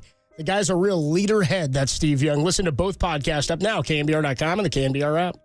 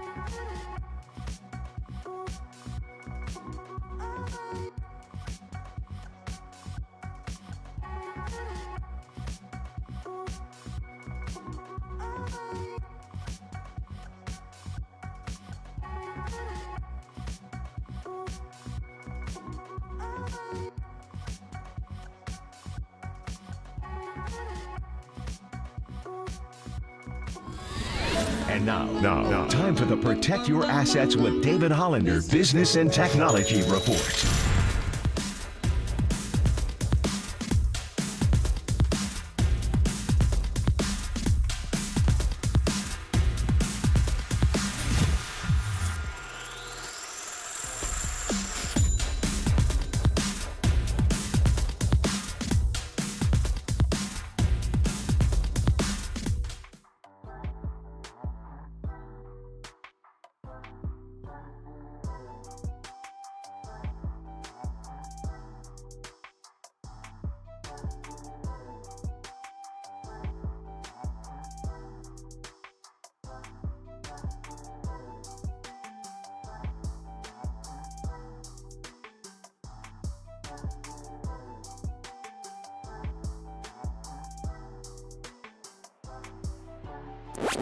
This is KNBR, and they are Tolbert and Copes. Listen to us here and follow us on Twitter, Instagram, and Facebook. We are KNBR 104.5 and 680, the sports leader. Tolbert and Copes with you Tuesday afternoon. By the way, John Lynch and Kyle Shanahan will have them their full press conferences live tomorrow at 2 o'clock. John going to speak to the media shortly thereafter. Kyle meets with the media. They have made their cut down to the 53 players who are going to be there opening day, or that they hope and plan to be there on opening day. Trent Williams and Brandon Ayuk under contract, so they are, of course, a part of that list. The cuts today, though, do include Danny Gray, wide receiver, who we anticipate will end up back in the practice squad. Robbie Chosen, the veteran receiver, he could end up on the practice squad as well. Sam Womack, a DB. You've got Tanner Mordecai, the quarterback, Braden Willis, and Cameron Latu, both tight ends. Brandon Ayuk will count on the 53-man roster, with or without a contract resolution, while Trent Williams will not. He remains on the reserve/did not report list. But the thought, there was a report out there today that somebody had put out, but it was our guy Matt Barrows had retweeted it saying, and all it said was, the 49ers and Trent Williams will have a contract negotiation soon. Which was effectively what Matt Mayoko told us yesterday. We're closer today to a resolution than we were yesterday. Right you are. We are closer to a resolution than we were yesterday. The latest on Trent Williams, according to Josina Anderson, is that he wants to be, quote, this is my favorite, he wants to be paid. Paid, not just quote, paid. It's paid hyphen paid. Paid like a very important piece he is. According to Josina Anderson's source, San Francisco is between a real rock and a hard place because Trent is not playing around. He's not playing at all. Something may have to give unless you're allowing for big adjustments next season. So, I mean, he's playing hardball because he can. Yep. Brandon Ayuk, I don't know what hardball he's playing, and we're still kind of waiting on that. The one sort of surprising note today is that running back Elijah Mitchell has been a big part of the backfield last couple of years, lands on season-ending injured reserve. He's had a lot of injuries throughout his young career. And had a hamstring strain or sprain back on August the 4th was when he suffered this injury. We didn't see him in the preseason. J.P. Mason looked really good. Isaac Garendo looked really good, we thought, last week, getting his first bit of action. He's going to make the team as well, as J.P. Mason is going to be the number 2. But Elijah Mitchell, season-ending IR, which was a bit of a surprise. The positive note today is they did not place Talanoa Hufanga on the PUP list to start the season. They're going to ease him back, which means they don't believe he's going to be out. I would assume this means they don't think he'll be out for the first month of the season. So within the first 4 games, we could see Hufanga. I would still be... I would be surprised still if he's there opening night as the starter, just because he hasn't been out there yet. They're easing him back in, and he's gone like 2 days on, 2 days off. But you've got George Odom and you've got Malik Mustafa. And so you have now a couple of backup options who they feel pretty good about. Plus, not having him on PUP to start the year is a positive. That is good news. Yeah. That is good news. Bummer for Elijah Mitchell. Yeah, man, I like him. I like him. Yeah, so do I. I don't know that he would have been an integral part of the backfield this year, but I still like him. I like the story. I like the 6th-round pick. I mean, when they asked him to carry the load, he was able to carry the load. I'm a big fan of the way he runs the ball. I mean, he gets in there, and if it's blocked for 3, he gets you 3, maybe a little bit more. Blocked for 5, get you 5. Like, he's a small guy, but he's an inside runner, and he just finds a way to grind yards. I still remember that one drive he had in the NFC Championship game against the Rams. When he ran him, yeah. My goodness. Like, it was just give him the ball, give him the ball, give him the ball. And he delivered, and then he delivered, and then he delivered some more. So, yeah, a big fan of his. That's a bummer, though, for his career. Hopefully he'll recover, and if not find a home here, find a home somewhere and continue on his NFL journey. Designated to return Kalia Davis, the defensive lineman. He goes on he goes on IR, but he is not going to miss the entirety of the season, they don't believe. A couple other guys who were released, they did re-sign Logan Thomas, the tight end. Remember at the beginning of the offseason, he was one of the additions that they had made. And then they had released him. And I guess the reason they released him, as Matt Mayoko was telling us initially, was they wanted the roster spot in training camp. They wanted to have guys out there that they could get a look at and get some work in. He had an injury and then was not re-signed by anybody. Kyle then said the other day they were happy to bring him back. They wanted him back. And he re-signed. And then they released him again just to have him, I think, within the organization. And now, because he's been released, it seems like maybe he'll land on the practice squad, because you can put so many veterans there now. Robbie Chosen, a potential practice squad guy. Trent Taylor is a guy who they think is going to clear and end up on the practice squad. Rocky Sin would be another good one. And they've got a handful of defensive linemen, but no major surprises. Chris Conley makes it as a receiver. That was anticipated. So, again, no real surprises in terms of any position group, just the Elijah Mitchell one. I think where we hadn't heard a lot of him, I'm with you. I didn't think he was going to fit into the backfield this season, and I was pretty impressed with what we saw from Jordan Mason. Like, he's emerged as a player. Like, he's hard-nosed. He can run through the tackles. He's also tried to improve his receiving game, and I think the hope, and Elijah Mitchell was not a pass catcher. He was a different style of back. He was a run down your throat kind of guy, and grinded out a couple of games at the end for them, getting Christian McCaffrey out of there in the last couple of seasons. But I think you keep some of the same skill set as McCaffrey, albeit much more, not quite as elite, of course, in J.P. Mason, but you've got a guy who can do some of the same stuff, I think, in terms of keeping a variety of backs in the backfield. And Garendo is more of a hard-nosed guy, too. He's more of a runner. Yeah, Garendo gives you that speed element. Yeah. And we saw the return the last preseason game. Maybe he can be a returner, too. Who are they looking at receiver? Debo, Ayuk, Jennings, Connolly, Pearsall, and Cowings? That's right. Yes, that's right. Okay. Jacob Cowan, right. Okay. And Cowan gives them something that they don't really have either. Like, he gives them something a little bit different. I think that they've been kind of looking for a slot guy with quickness and some speed. And, I mean, it's a really good mix of receivers if you get Ayuk back, of course, because they're so different. Him and Debo are so different in what they do. It's funny when I hear people say, well, this guy's more important to the team, that guy's more important to the team, this guy, it's like, I remember we talked about it last year. If you had to keep one, who would you keep? And I said Ayuk only because I have a concern with Debo's health in the way he plays. Like, he just plays so hard, so physical. He's missed some games the last few years. I just wonder how healthy he can be. But if it wasn't for health concerns, then it would just be flip a coin, and what do you like? I mean, do you want a number one receiver that can run the routes and do the things that Ayuk does, or do you just want an explosive playmaking machine, a guy that once you get the ball into his hands, is really second to none when it comes to receivers in the NFL? I mean, there are better receivers, no doubt, but I don't know that there's anybody any more dangerous with the ball in their hands than Debo. I mean, he's not a great route runner. He doesn't separate from man, all that. But, I mean, just get him the ball. That's why they just try to get him the ball. Get him the ball in the backfield. Get him the ball in little bubble spring. Just get him the ball and let him go. So the fact that they have those two guys, they complement each other so well, and then Jennings, third down receiver, big body. I haven't really seen Pearsall much yet, but Cowings, I know, watching him in Arizona and a couple games here, he's just a different. So the mix that they have, if Ayuk comes back, is just a really, really good mix. So for me, when it comes to Ayuk and Debo, who's more important? I don't know that either one of them's more important than the other one. I just know I always think of like Steph and Clay in that. I mean, obviously Steph was the number one guy, but they fit so well together. It's like a puzzle piece. Yeah. Like they're both really good, but they both complement each other so well. And that's part of the reason, I mean, amongst others, that you'd like to get Ayuk back as soon as possible, if at all.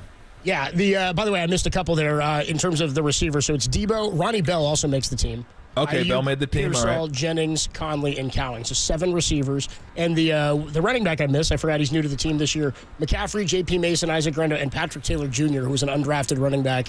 I think he signed with the Packers is where he used to be back in 2020 or 2021. So he's going to be in the backfield as well. He'll be part of that depth. And then, of course, Kyle Juszczyk is in there as a running back. Tight ends, they're just going with the 2, George Kittle and Jake Tongas. So Tim can play his Tongas drop for as long as he's here. The AM PM? AM PM. We love Tongas, John. Offensive line, Feliciano, Nick Sikel, Jake Brendel, Aaron Banks, Colton McKivitz. Too much good stuff. Spencer Burford. That is pretty funny. And Dominic Pooney are your offensive linemen. And then for the defensive line, Robert Beal Jr., Leonard Floyd, Kevin Givens. I always botch this name. Sam Okiyalo. I don't know how to say his name. Derek, you know this one? Better you than me saying Okuyano Nonu. Derek, help me out, dude. You nailed it, Copes. You ever see names you're like, God, I hope the guy doesn't make the team and I have to talk about it all year. Not going to work here anymore. Jacob, Jordan Elliott, Yetur Gross-Matos, Nick Bosa, Hargrave, and Malik Collins. Linebackers, Curtis Robinson, Flanagan Fowles, Tatum Bethune, D. Winters, Fred Warner, and Devondre Campbell make the team. DBs, Larry Kruger was trying to convince me they were going to go with like 7 corners. They're not. They're going to go with 5. He was like, I'm kind of thinking there's going to be 7. Close. But then you got to pull somebody off another position group. And I was like, I don't think they're going to carry 7, dude. Charvarius Ward, Ambry Thomas, Yadam, and Darrell Luter Jr. makes the team, as well as Renardo Green, who was drafted this year. And then, again, the most positive thing is Talanoa Hufanga not going to start the year on the PUP. He's back there. Jair Brown, Odom, Malik Mustafa, and then a DB, Demo Lenore, who's in for, we think, a huge year. And then your normal special teams guys, Tabor Pepper, Mitch Wisnowski, and Jake Moody. By the way, I saw the Packers today cut Anders Carlson, the kicker. Yeah. Who missed the kick. Wow, they did? They cut him. Yeah, he missed that kick last year. Remember, would have put him up 7 in the divisional round game against the Niners in the playoffs. They ended up losing by 3. They cut him. That was wild. You remember what LaFleur said about him last year? I can't remember. Because I remember this distinctly because people were wondering about Moody. Moody's a rookie. Yeah, it was a rookie last year. And I want to say it was during the NFC Championship game, and they were talking about Carlson missing a field goal. And I remember them showing LaFleur on the sideline, and they were talking about him, and they asked LaFleur about him, and LaFleur said, look, he's a rookie. We're going to ride with him. Ups and downs, we're just going to stick with him and put him out there. And this kind of stuff happens to rookies. And we're just going to – we drafted him for a reason. We're going to go with him. I guess that didn't last until this year. I guess there were many downs and ups. And I don't know what he did during camp or what he did. I didn't pay attention during preseason how he kicked. But so much for sticking with the guy. They sticked with him and they said, nah.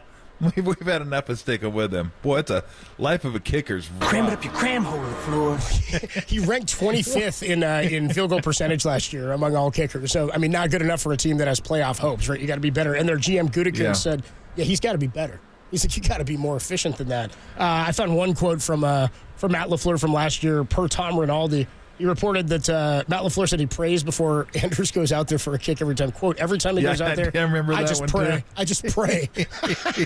It's not a strategy. Tolbert and Copes with you on a Tuesday afternoon. We'll catch up with our guy, David Lombardi of The Athletic, in about an hour. He'll come by at 3:30 today. He's going to join us at 3:30, 4:10 Giants pregame. When we come on back, Steve Young was on with us yesterday and had some strong takes about the the maybe relationship or strenuous relationship now between Ayuk and the 49ers and what's gone back and forth. And then it got so much attention on social media that you had to call back today and clarify a little bit to Papa and Love. I will smash you for this. We're talking about it. We will get into what Steve Young had to say yesterday and then what he had to say today. That's next on the Sports Leader.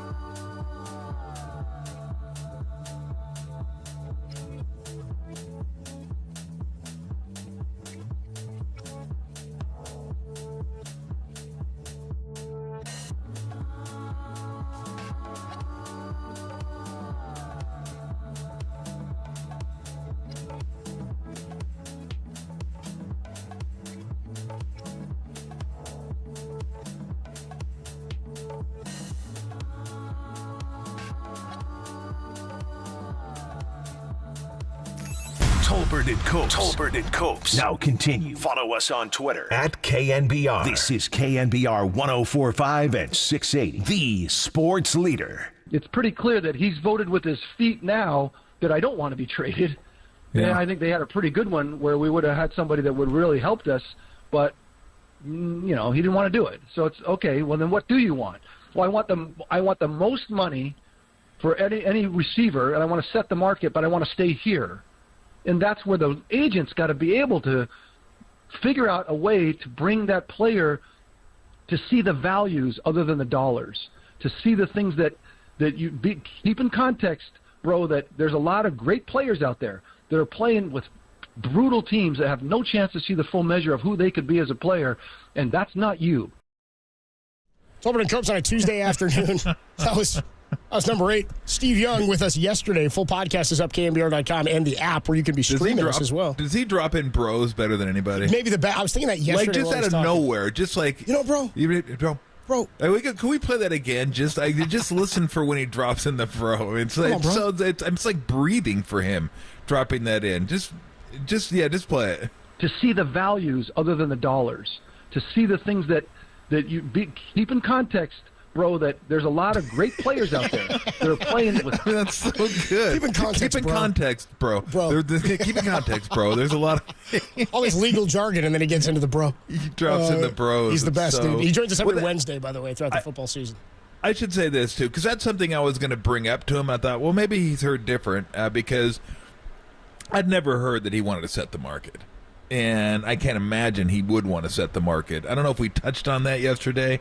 We probably should have, and I probably should have said, "Did you hear that he wanted to set the market?" Because I'd never heard that. Because that would mean more than Justin Jefferson, and I can't. That again, that I just can't imagine. There's a world out there where that's even possible. It's like the CeeDee Lamb thing we didn't really think was going to play a role because we're like, he wasn't in that. That's the class. That's kind of a class of their own anyway. Jamar Chase, CeeDee Lamb didn't even get what Justin Jefferson got. Right below, right. Because everyone knows, like, okay, that's the ceiling. That's whatever. That's okay. Now we can gauge ourselves. Like, you should have a pretty good idea right now where you fit. We should have. I don't know what the low is. Who signed this year? I don't know if Waddle was like the low. DJ Moore. I'd have to look at all the guarantees and stuff. But I've said it over and over and over again. I think that's kind of the neighborhood. The Waddle, Moore, Amon-Ra, St. Brown, and then you get up to AJ Brown, CeeDee Lamb, and Justin Jefferson. So Justin Jefferson's like the roof. That's the roof. Ceiling is the roof. Find out that it's on fire. Anyway. Stop. So I don't know.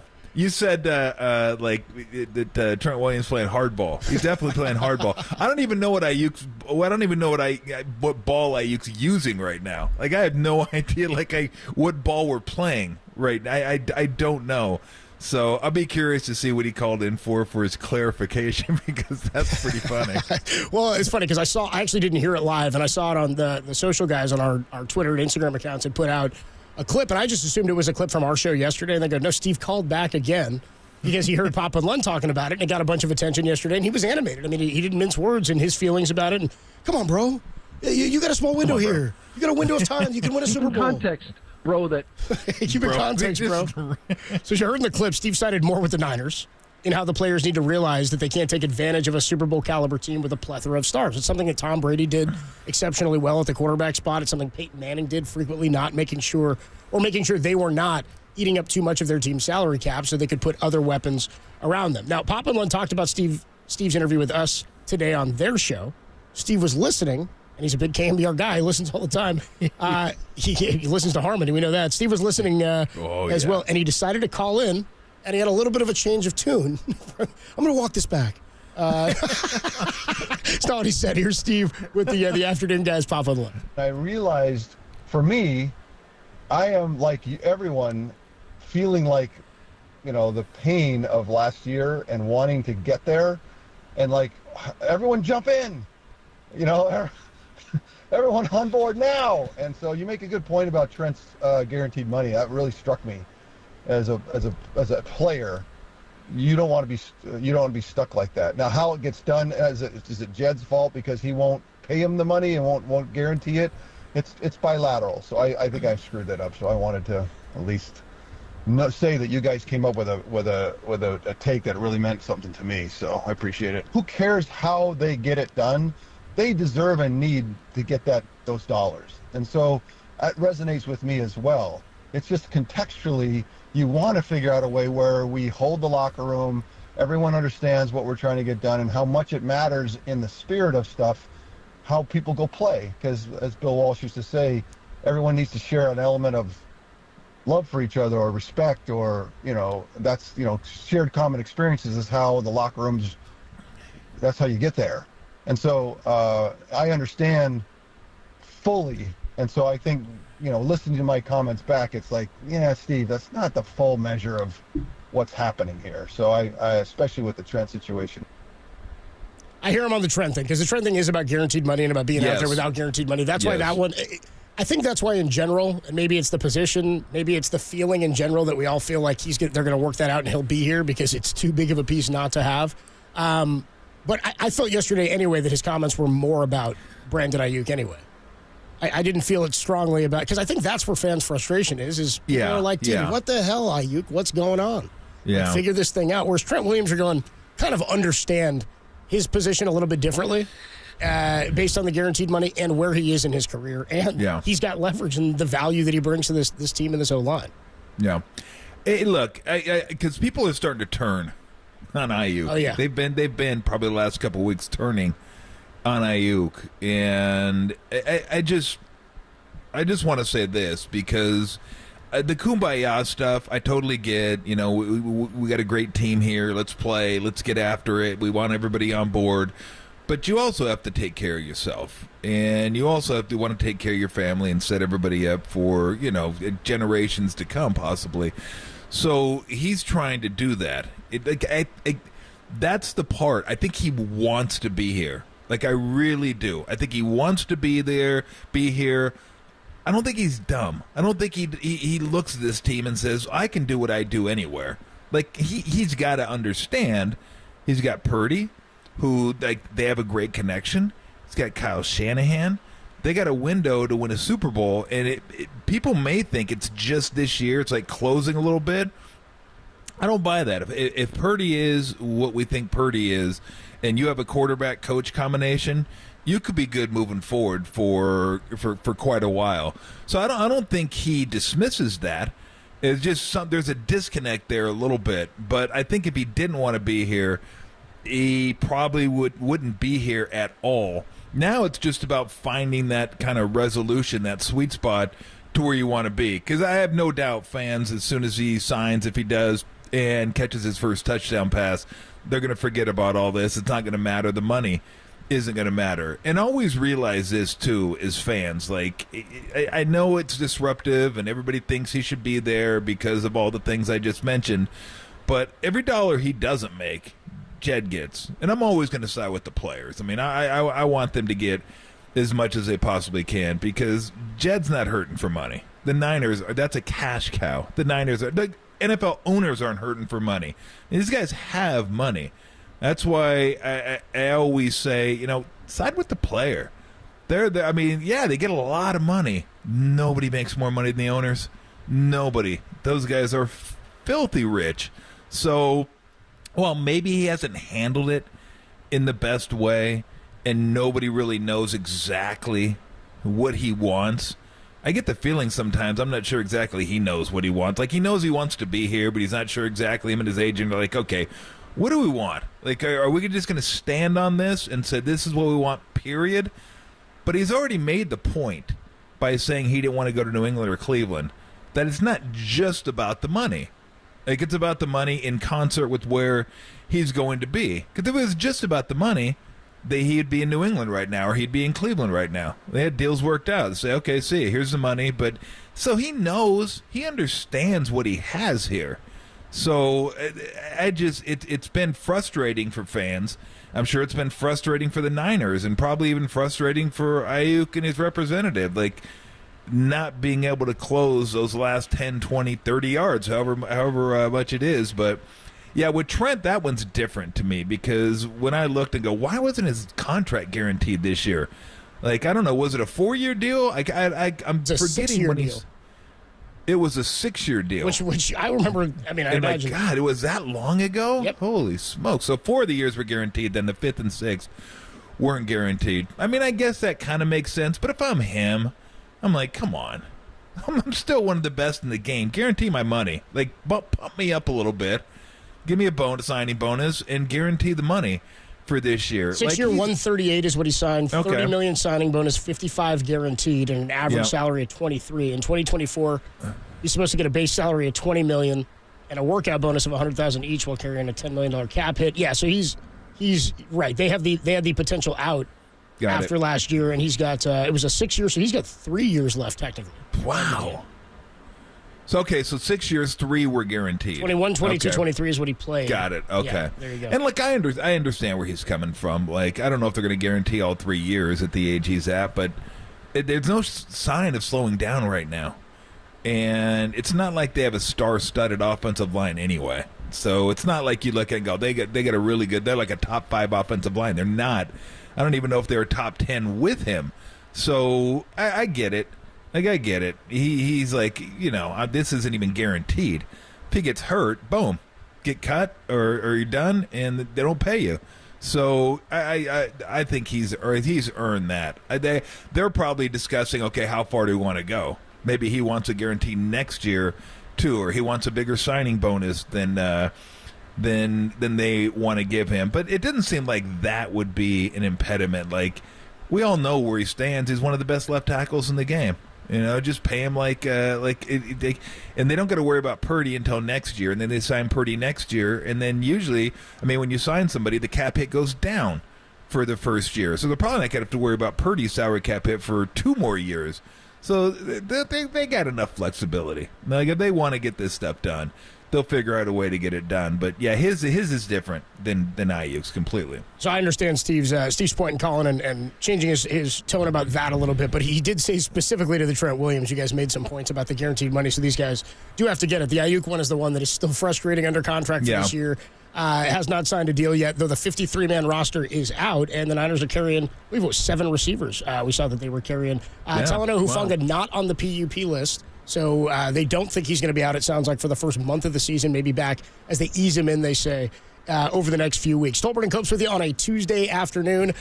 David Lombardi going to join us at 3:30 from The Athletic, and his colleague, Mike Sando of The Athletic, every year puts out a great piece on the quarterback tiers, and it's not something where he just ranks them. He goes and he talks to executives and coaches and gets them to rank 30 veteran quarterbacks. The rookies don't show up because nobody's seen them play in the NFL yet. Though Brock Purdy, one of the biggest leaps from Tier 4 to Tier 2 for him this year. We'll talk more about that and how they gauge, like, the Tier 1 quarterbacks are guys who could put a team on their back and carry them.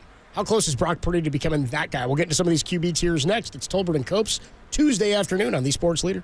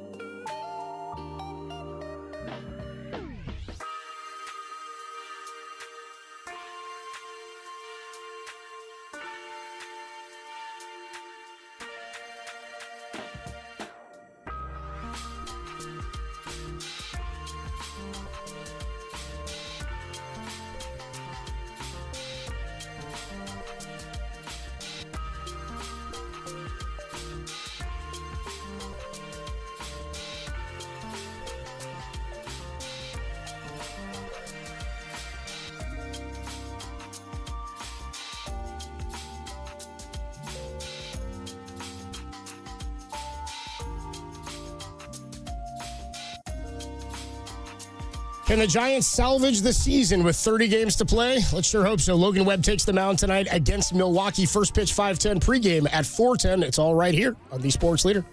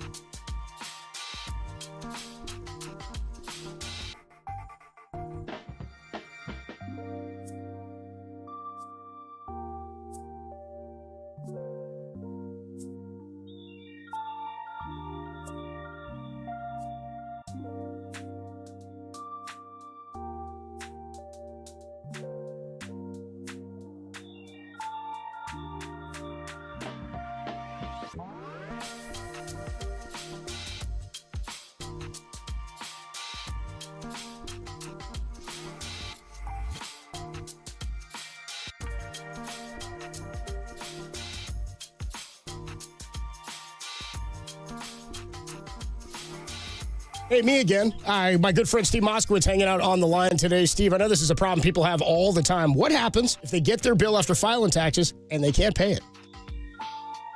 They go into panic, and they do, and I'm going to use a fancy Latin term to show you how fancy we are.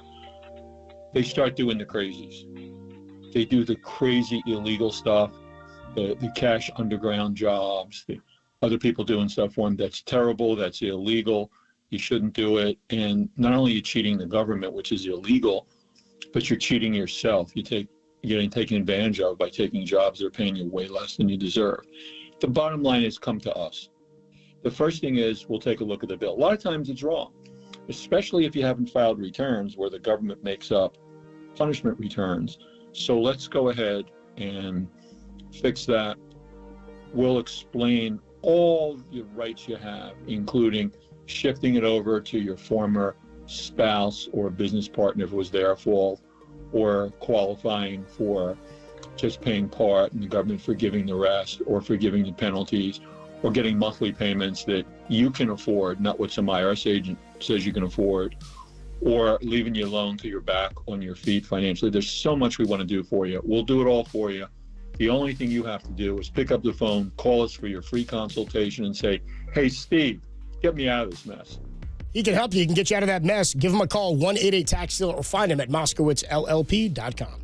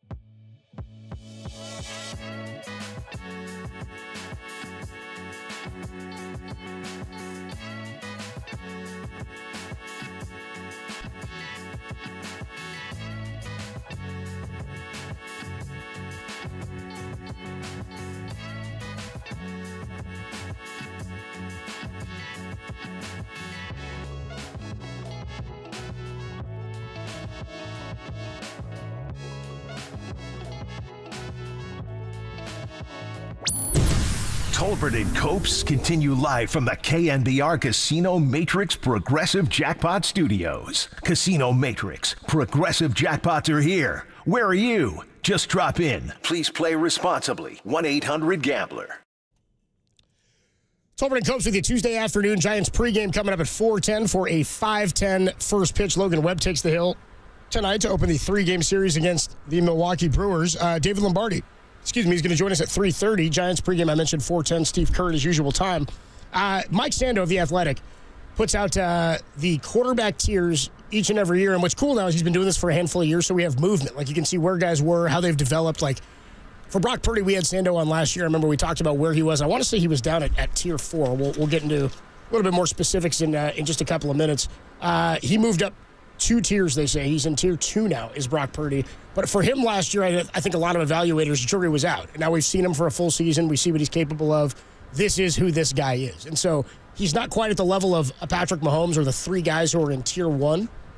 Tier 1 are Mahomes, Burrow, and Josh Allen, and they gauge that, like the definition for somebody who gets a Tier 1 vote is a Tier 1 quarterback can carry his team each week. The team wins because of him. He expertly has he expertly handles pure passing situations, and he has no real holes in his game. So Mahomes was the only unanimous first tier player or quarterback to land there. Everybody had him as a number 1 tier, and the other two guys in Burrow and Allen that land there are because of their average grades. Nobody landed in Tier 5, though some players did receive Tier 5 votes. It was Brock Purdy and Jordan Love who made the biggest jump, and C.J. Stroud, who was a rookie last year. He set a new standard for a second-year QB. We could talk about that as well in the risers and fallers, I guess, on this list. But just your thoughts on when you look at the QB tier off the rip.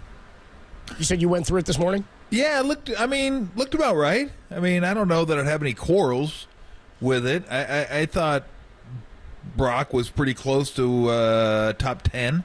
And, I mean, if you want to, you could look at it and go, I'd have Brock over Hurts or Goff. Some people may have Love over Brock. I mean, you start getting to that area where you're like, okay, it kind of depends on what your flavor is for a quarterback. Like I was looking at it, and to start the top of tier 2 was Lamar Jackson, and I think he was there because you're not quite sure about him in pure passing situations, and he hasn't had the greatest success in the playoffs. Like you said, Mahomes was the only unanimous one. He's the only one that everybody had number 1, yeah. Yeah, Burrow, the question is injuries. I mean, can he stay healthy? He's been injured the last couple years, or 2 of the last 3 years. Josh Allen, turnovers. I mean, the turnovers with him. But for Lamar Jackson, Stafford, Herbert, Aaron Rodgers, probably C.J. Stroud. That's where I'd end it. Like, I wouldn't have Brock any higher than that. Like, I think C.J. Stroud's better than Brock, and I think Aaron Rodgers, but we'll see Aaron Rodgers, he can stay healthy this year. I think where you start getting to the Dak, Goff, Hurts, Purdy, Cousins, I did find that interesting, that Purdy and Cousins are right next to one another. He's got Purdy 12 overall, by the way. He's right behind Jalen Hurts. He's right above Kirk Cousins. And then Goff is 10 and Dak is 9. Yeah, I found it interesting that Purdy and Cousins right next to each other, because Purdy is the quarterback Shanahan has now, and Cousins is the quarterback that Shanahan was trying to get, had in Washington, and then seemingly forever wanted to get him here with the 49ers. Didn't happen because Garoppolo came over here. But I found it interesting that they were right next to one another, because those are two decidedly Shanahan-type guys. And then Love was 14, and that ended tier 2. So for me, I would say Love, Cousins, Purdy, Hurts, Goff, Dak is kind of like a line there, and that's the kind of the lower half of tier 2. And to me, those guys are all kind of like, hey, what do you want? What do you need? Who do you feel comfortable with? Kind of what's your offense like? What do you value more? And then above that, that's Stroud, Rodgers, Herbert, Stafford, and Jackson are the top of tier 2. And those guys, I think, are I don't know if you could argue those as much, because I guess you could. I mean, it depends on what you want. They all do different things, but that there's a line there between Stroud and Dak. Like, I think that's clear, at least in my eyes, clear top of the tier 2, bottom of the tier 2. But I think all of them are really, really good quarterbacks. Like, Stafford's a stud. I think we kind of discount how good that guy is. He's a Hall of Fame quarterback. Oh, my gosh. I mean, this guy's some of the throws he makes. I mean, we talk about Mahomes all the time and the throws that he makes and the sidearm, and he did the round the back, although he said he did that out of spite because Kelsey ran the wrong route. But you watch Stafford's release point. I mean, this guy has all the arm angles. I mean, it's wild, some of the throws that guy can make. So with him, it's injuries and a little bit of lack of mobility and stuff like that. But all those guys are really, really good. Like, Herbert's awesome, but what have they done? I guess that's the question. So Herbert fell out of tier 1 into tier 2. Yeah. And he had a 1.6 rating. So the way it works is if you have anything from a 1 to a 1.5 average score. And by the way, this was voted on by the panel was 7 general managers, 8 head coaches, 12 coordinators, 12 executives, 8 assistant coaches, and 3 involved in coaching or analytics. So they had a variety of people who were looking at this and breaking this down and giving their averages. So, by the way, Mahomes is a unanimous because he was an average of 1. So everybody gave him the number one tier. Joe Burrow was a 1.1. He stays in that tier, and 1.2 is Josh Allen. So when you get down to tier 2, Lamar Jackson was a 1.6. He falls just out of it. And by the way, they say the tier 2 quarterbacks, which are the ones that is the category that Brock falls under. A tier 2 quarterback can carry his team sometimes, but not as consistently. He can handle pure passing situations in doses or possesses other dimensions that are special enough to elevate him above tier 3, but he has a hole or two in his game. What would you say is Brock's hole? Because I don't know that, I mean, I think these are all just factors that play into it, but I am of the belief that he is a tier below some of these guys who can carry their team. We don't know that Brock's capable of that yet. I'd say arm strength. Okay. That's probably the one thing you look at with Brock Purdy is arm strength, and that maybe there's some of the throws that he can't make as well as a guy like Stafford or Allen, guys that have just massive arms. But I think he makes up for it. Like to me, he's in tier 2 because of his head. Because Steve always mentions that his processing ability, and while he may not have the biggest arm, he sees the field so well, he can release it a little bit before some of the other guys can. Like maybe some of the other guys can wait a half beat longer before they zip it in there. But he's got such great anticipation and such great touch. He gets the ball there. It's just he's got to get it there a beat before. Like he's got to let it go a beat before. I think one of the things, and we've seen this, and I talked about this like when he first came onto the scene, was that he's a better athlete than you think he is. Like I remembered him, and I did at Iowa State, and he ran quite a bit at Iowa State. Like he can do some stuff, and we saw that. We saw it during the playoffs against the Lions. We saw it against the Packers. I mean, he can move when he has to, and he can pick up yards for you. So he's not a statue back in the pocket, and he doesn't have the experience of a lot of these guys either, that I think he will continue to get better with the experience. And, they touched on, one of the guys, evaluators, I don't know if he's coach, evaluator, front office, but he said, and we've heard this a lot, he's helped out a lot by Shanahan, and he's helped out a lot by the supporting cast that he has, which is incredible. And they also mentioned, I never even thought of this, because I always mentioned Peyton Manning, how great Peyton Manning was, but they never mentioned that the cast he had. He mentioned Kurt Warner. And Kurt Warner they said that cast might even have been better than the 49ers cast. You had Bruce and Holt and Falk. I mean that's now. I think Warner probably had a little bit bigger arm and a little bit bigger guy, but that's the whole thing. Is like, okay, you can't count it against somebody just because of the cast they have. Like he helps them out as much as they help him out, no doubt. But I don't know. That sounded about right. Like he was in the 20s last year, and look, we watched him all last year, and anybody that's spent time watching him or decided they wanted to watch the Niners weekly saw the throws this guy was making, and it became clear to anybody that was watching, like, this guy's pretty good. You can say what you want about the system, you say what you want about the receivers, this guy's pretty good. Like he makes some impressive throws that he has a big enough arm to get it there. It's not Chad Pennington by any stretch. He doesn't have thank God, by the way. Thank he doesn't have Josh Allen's arm. Not many people do. Tommy DeVito, a pie thrower. Yeah, exactly. I've always thought arm strength was a little overrated. It's like, well, he can throw it 100. Okay, does he know where it's going? Like, there's a lot of guys that could throw 100 that end up in the bullpen because they either don't have 3 pitches or they don't know exactly where it's going half the time. Which was why Skeens. Yeah, exactly. Which is why Skeens is so impressive, right? He throws 100 and he knows where it's going. Like, yeah, okay, and he has the splinker. Let's not forget about that. But Purdy doesn't have that type of arm. But you don't have to have that type of arm if you can process as quickly as that guy processes and has the touch that he has and the anticipation that he has. So, again, I look at the tier 1 guys as guys you could put on any team in any system and they'll win for you. And that's the point of it, right. That's how good they are. Tier 2. System-proof guys, right. Exactly. Tier 2, you can put them in a lot of systems. But they're not as foolproof. I like that word. They're not as foolproof as the tier 1 guys. Like, they do have some limitations where the tier 1 guys may have limitations, but they're kind of smaller. The limitations grow a little bit in tier 2, and then in tier 3, they grow quite a bit. So, yeah, I mean, to me, that says a lot. That's not us saying it. That's not people in the Bay saying it, how good this guy is. That's people that have to play against him, people that scout him, people that coach against him. These are the NFL guys that evaluate talent and are in the game. So to have him there, yeah, I think, yeah, that's again, I could make the case that he could be ahead of Dak. I could make the case that Love could be ahead of him. I could make the case that he could be ahead of Goff. Like, I could make the case for all those guys to, like, be interchangeable. You could make the case that Jordan Love would be ahead of Purdy? Yeah, I could. There's 2 behind him right now. Yeah, I could make that case. I mean, he was really good at times last year. Now, with him, we haven't seen, and we've seen more of Purdy than we've seen of Love, yeah, man. Yeah. which is wild to think. He's been around for longer, you could make too. that case because of the athleticism, the arm, and stuff like that.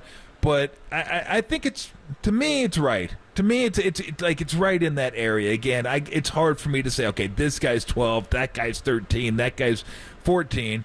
But again, they're all kind of in that group together. And to me, that sounds about right. Definitely top half of the league, and definitely a guy you can obviously win with because he's proven you can win with it. And again, one of the things I like about him, maybe more so than anything, and there's a lot to like about Purdy, is that he's shown up in big moments. Yeah. Like, big moments he has delivered. He didn't look great against Green Bay early in that game. The offense didn't look great.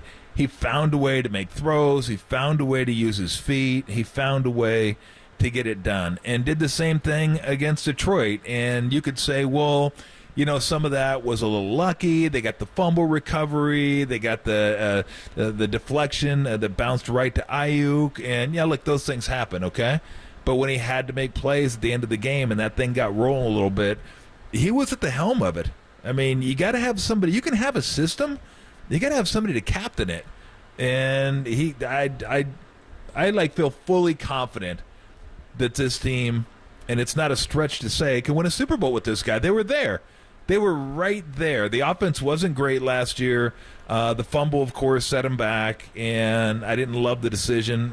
I shouldn't say I didn't love it. I didn't like it at all to take the ball first in overtime. But he's a guy you can win with. That's all you want. I mean, God, there's 3 Tier 1 guys. That's it. 3. So everybody's kind of a lot of guys are in the same boat. In the He's upper in that quartile boat. of winners, we're in the top quartile of that upper quartile. Yeah. But you can win with him. Tolbert coach. I don't know. What'd you think of it? I thought the tiers were fairly accurate. I think what it says to me about Brock is what we said last year is jury was out on whether or not this was repeatable for him from the year before when they went to the NFC Championship, and then he was coming off a shoulder injury. It was a big jury out. I think that's also why Aaron Rodgers drops a tier from Tier 1. Is that people haven't seen him play as much. We don't know if the skill set's the same. Has Father Time come back and gotten Aaron Rodgers a little bit? Like, I think jury's out a little bit. For Brock, I think people were impressed enough. And if these are the evaluators and the analytics guys that are moving him, he's the biggest jump from Tier 4 to Tier 2 now as the number 12 quarterback. And I think that's probably where he is. We talked about Jimmy all the time as like the number 15 or 16 guy in the league, maybe. Like, he's right there. And in terms of just kind of middle of the road, he can get you by, but he's not elite in any stretch. I think there's still a lot that we haven't seen from Brock, and as he develops, I'm excited about him having a full offseason to get the work in. He's obviously bulked up. I don't know if you've seen his body. I mean, he looks like he's put on a lot of muscle, but because of the development we saw from him from year 1 to year 2 off of an injury, and that evaluators are seeing the same thing, I think that there's an untapped sort of potential here still for Brock, and better, I think, than we've ever seen from a 49er quarterback this early in his career. Real quick, a couple of updates here. Health-wise for the Giants, Robbie Ray lands on the injured list.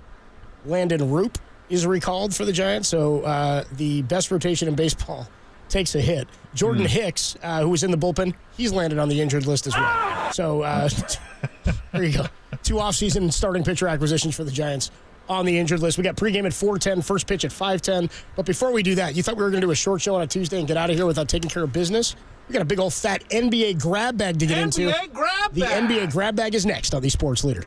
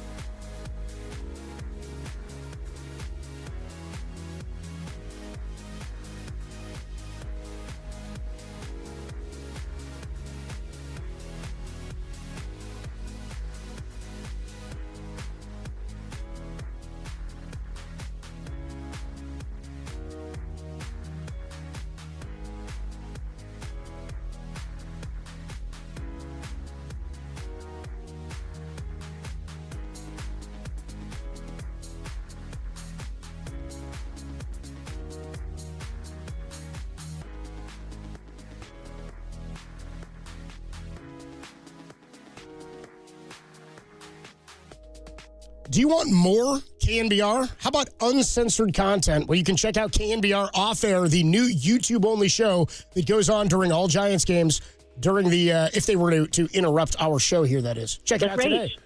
Check it out today, KNBR YouTube or on our Twitch page.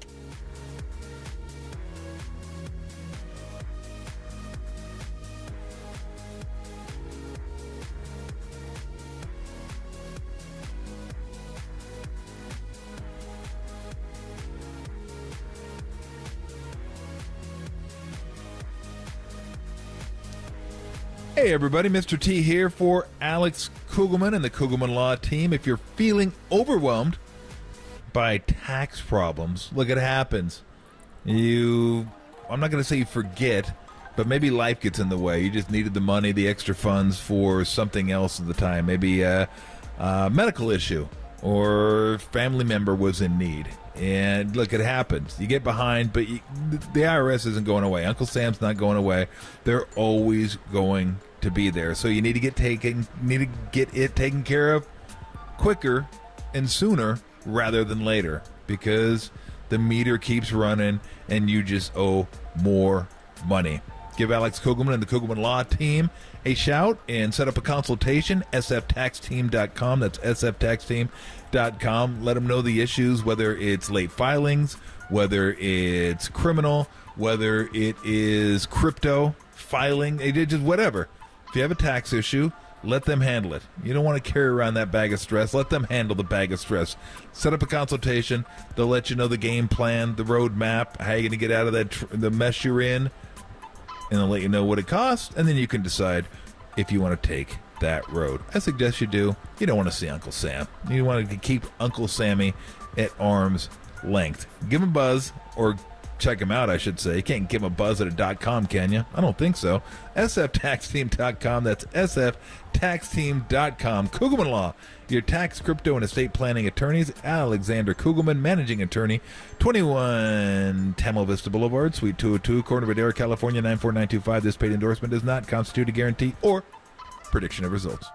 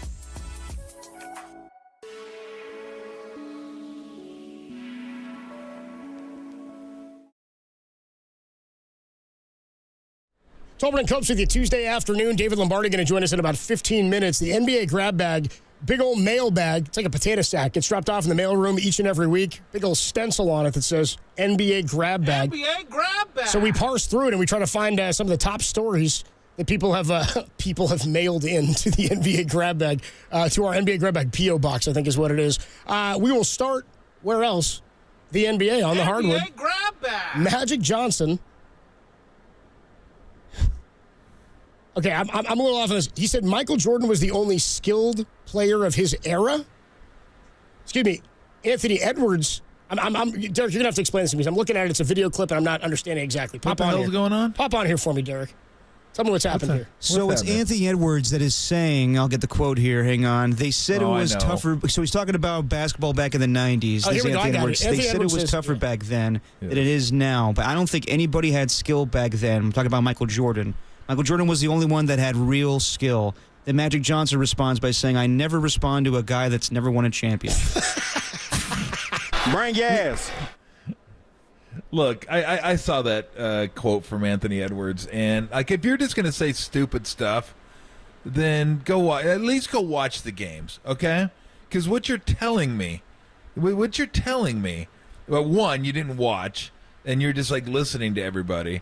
But I don't know what skill is anymore. I don't know exactly what qualifies as skill now. Being able to just dribble and shoot 3-pointers, like if that's skill, then yeah, I guess they're more skilled now. So what you're telling me is Jordan was the only one that had skill. Scottie Pippen didn't have skill. Isaiah Thomas didn't have skill. Larry Bird didn't have skill. Kevin McHale didn't have skill.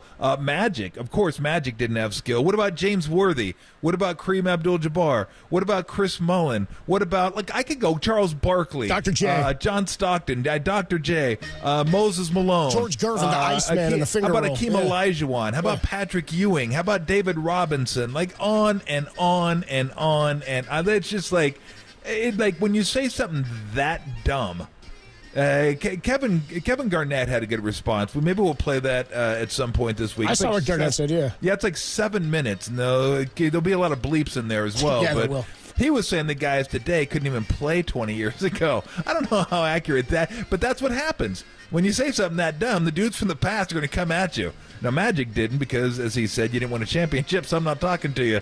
But Kevin Garnett certainly did talk to Anthony Edwards and about Anthony Edwards, and I thought he made some really, really good points as well, because it's hard to talk about it without sounding bitter, without sounding like the get off my lawn type guy. But it's not. It's, you know what? Don't be ignorant. Watch the games. Learn a little bit about the past. And to say those guys, the guys I just mentioned, and those guys weren't 20 years ago. Those were 80s guys and early 90s. To say those guys didn't have skill, I mean, what are we doing? I mean, what are we doing? Larry Bird and Magic didn't have skill. Please. Yeah, ridiculous. Ridiculous. By the way, he didn't know who Alex Rodriguez was either. Remember, he was going to buy the T-Wolves. He's like, I don't know who that is. I have no clue. Yeah. Moving on here in the NBA grab bag. NBA grab bag. Tom, it's official. Oasis is back together. Oh, yeah, that How about this? The Gallagher brothers have reunited and will be touring in the UK and Ireland for the first time in 16 years. Showed up in the NBA grab bag, by the way. Yeah. Oasis. I'm going to come as close to going to one of their concerts as I did when they were together the first time. I'd say you're going to come about as close to one of their concerts as you are to Ireland or the UK right now. That's about as close as Tom's going to come. Now, what's another one? Don't throw it back to me. I don't want it. I don't have many hits for him besides that. We're all just waiting for that to play? Maybe they sing that 17 Supernova, times. what's it called? Yeah, Champagne Supernova. Moving on here in the NBA grab bag. NBA grab bag. Let's go to the diamond, huh? On the NBA grab bag, the baseball diamond. Zach Reimer of Bleacher Report last week put out a top 10 list of the best aces in baseball. Okay, ready? Okay. Tarek Skubal, Chris Sale, Zach Wheeler, Logan Gilbert, Paul Skeens, Corbin Burns, Dylan Cease, Framber Valdez, Blake Snell, and Garrett Cole. Notably missing Giants starting pitcher for tonight, Logan Webb, who's led the league in innings pitched each of the last couple of years. Logan Webb tweeted out a photo of a squatting Nacho Libre from the movie where he's like, he commented on this post, and he just put out the squatting Nacho Libre, suggesting he was displeased that he was left off the list, which was pretty funny. Like Stretch, like, oh, you didn't include me, did you? Didn't include me. I feel like to be a San Francisco ace and end up on a list like that, you gotta make national waves. Like, I just kind of, Tim Lincecum getting the recognition, Madison Bumgarner, even Blake Snell, but he was viewed like that after winning the side. Didn't matter where he went. He could end up on that list if he was pitching around baseball the way he is just for the Giants, and probably has been on that list or a list like this before. But, I mean, I think there's a case for Logan Webb to be in the top 10 for sure.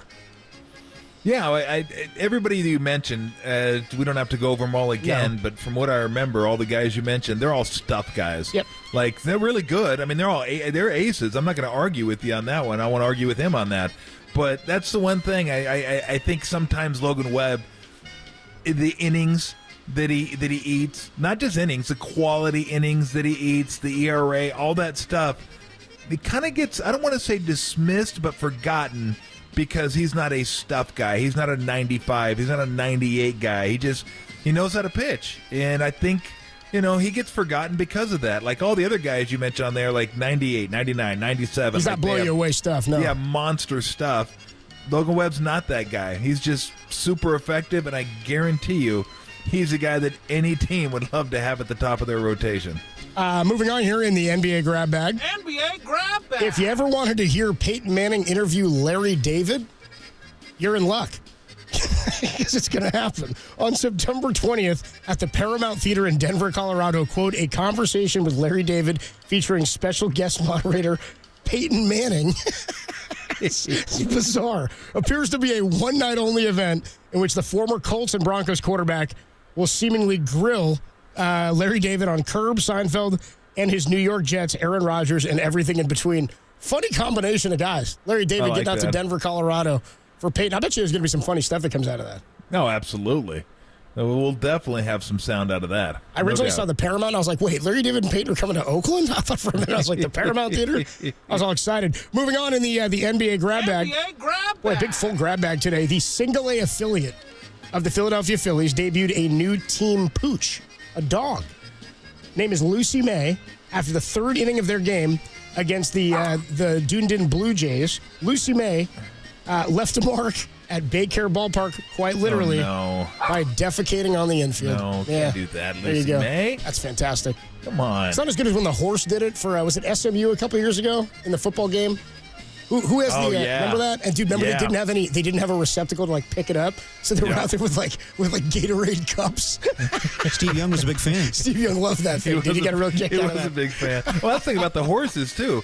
Like you don't know when it's coming. They're just walking. They're just running, and they just drop it behind them. Like dogs, at least you can like see when they're getting ready to launch the rocket. But with the horses, it's just like all of a sudden it's just like boom, it's there. It catches you. But hey.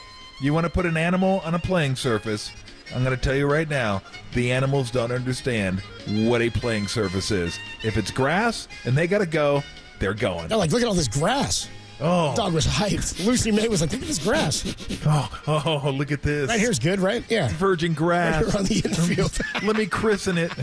Moving on in the NBA grab bag. Love to see it. I need it. I can't move on unless I hear it, Tim.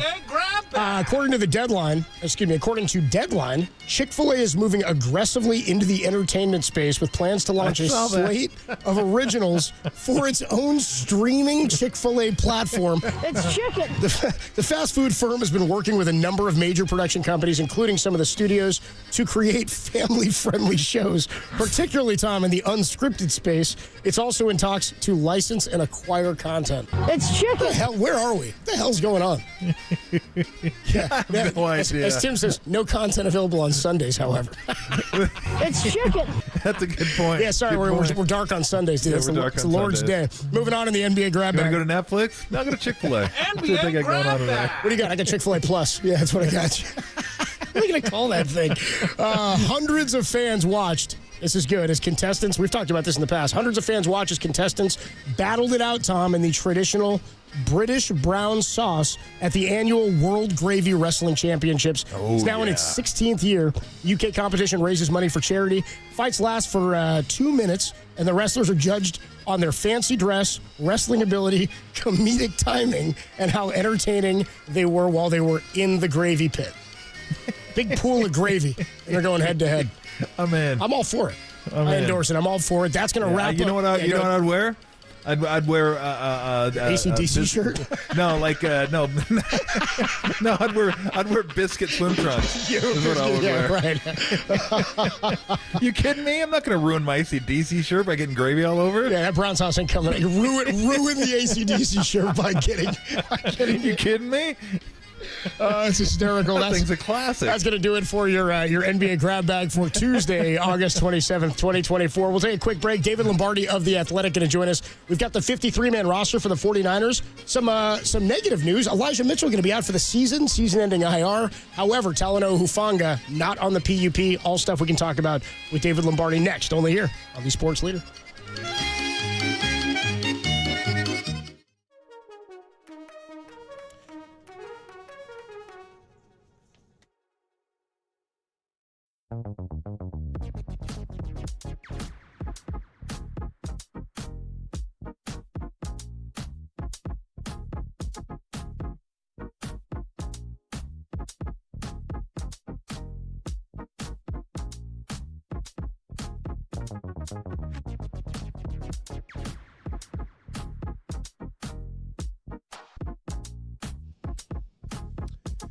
Hey, what's going on, everybody? Adam Copeland here for Underdog Fantasy. That's right, college football's back. We got pro football right around the corner, and that means fantasy football is here. Over 1 million fans got in on the game last year by making picks on Underdog. Join now, and you can win up to 325 times your money simply by picking higher or lower on your favorite player stats. I do have college games for you to pick for this week to wet your beak a little bit before we get into the start of the pro season. You got the full NFL slate next week. Anyway, making picks on Underdog is easy, but it's even easier to get started. All you have to do is go to their mobile app, or you can sign up at UnderdogFantasy.com. When you do, use the promo code KNBR, and Underdog is going to give you a highly discounted pick to use on your first pick-em entry, plus a first-time deposit offer where they'll hook you up with up to $1,000 in bonus cash. How about that deal? That's Underdog Fantasy. Again, promo code KNBR to get that new customer offer of that gimme first pick. Plus, you get that deposit offer when you sign up. Must be 18 or older. Present in a state where Underdog Fantasy operates. Terms apply. Concerned with your play, call 1-800-GAMBLER or visit www.ncpgambling.org.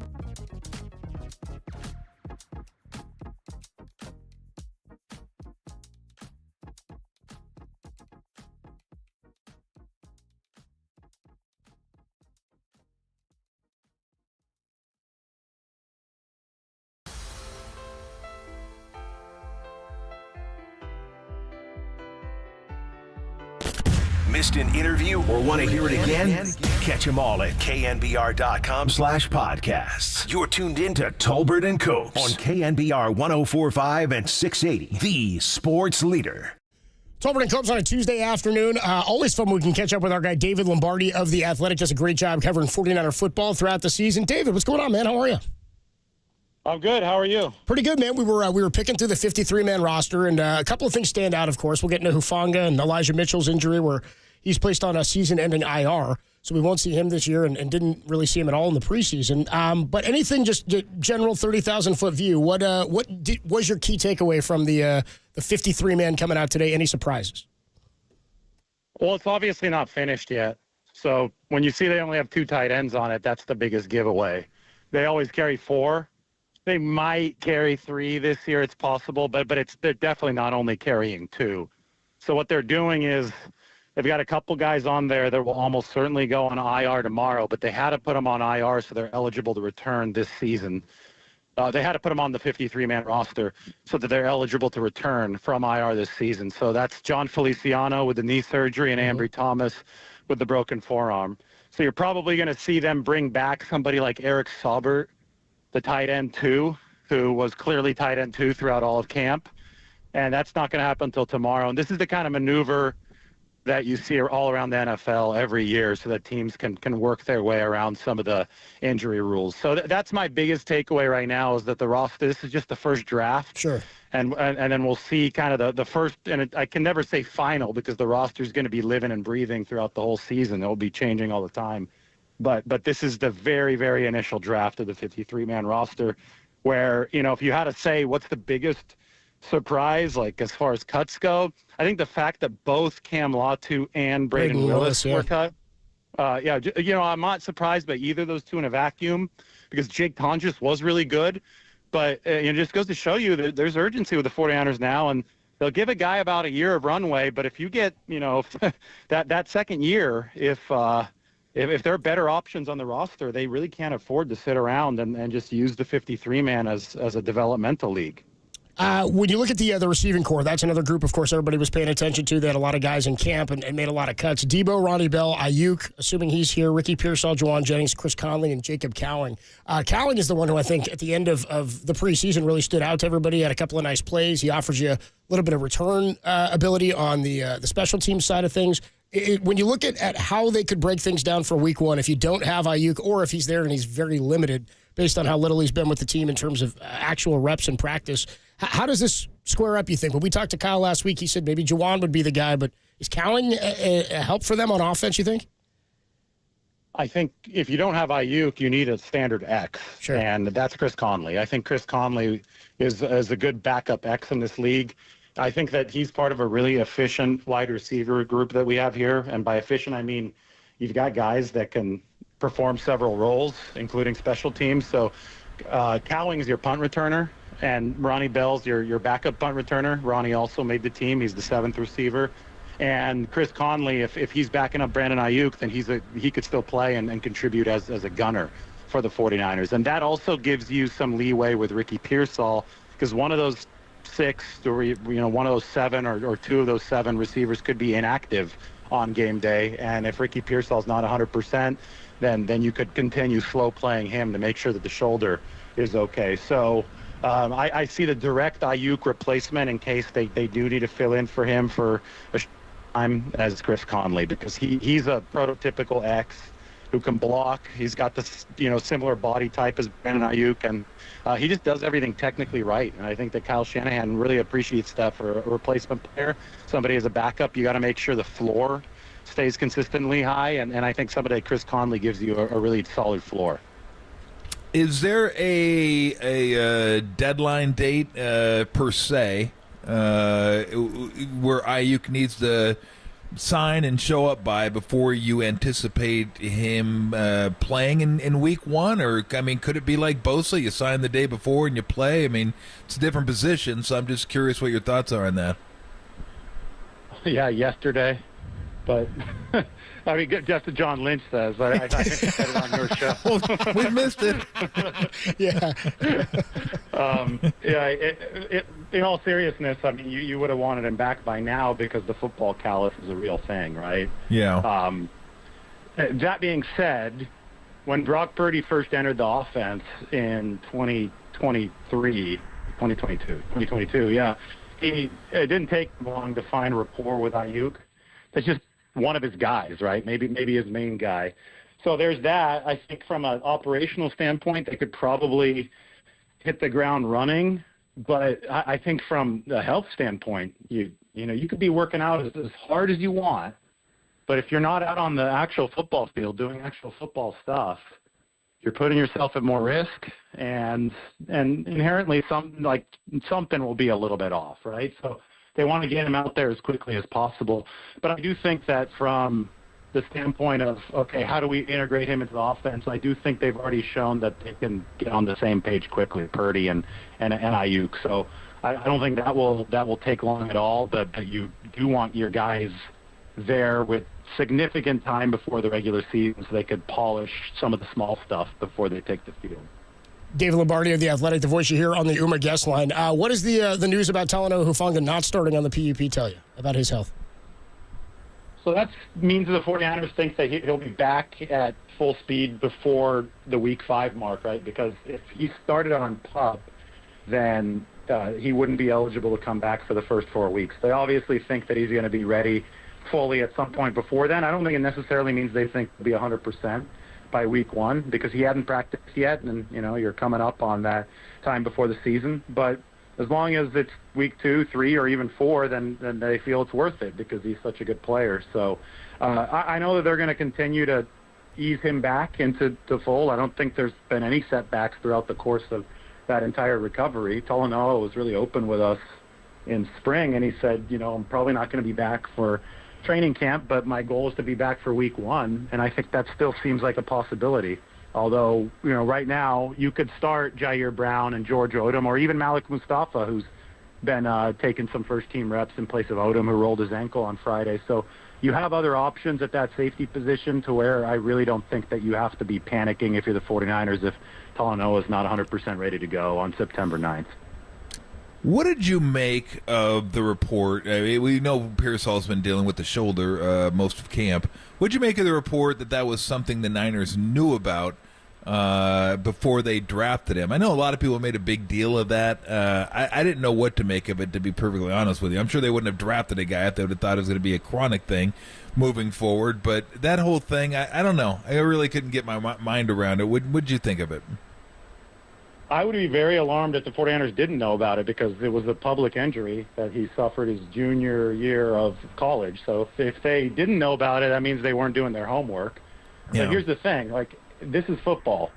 All of these guys have gotten hurt at some point in their careers. And Kyle Shanahan maintains that 80% of the locker room has suffered the injury that Pierce Hall has suffered, which is a slight dislocation of the shoulder. I don't know if that number is fully accurate from Kyle Shanahan, but I get his point, and I think that it does allow us to zoom out and look at this from a rational perspective, and that is, in a sport like football, injury mitigation and the research that goes into that, and then the plan that goes into that from some of the best medical experts in the world and orthopedic surgeons, that's all a huge part of running a football team. This is not like a game of Madden where you turn injuries off and then just draft everybody and then everybody plays all 17 games. That's not the case.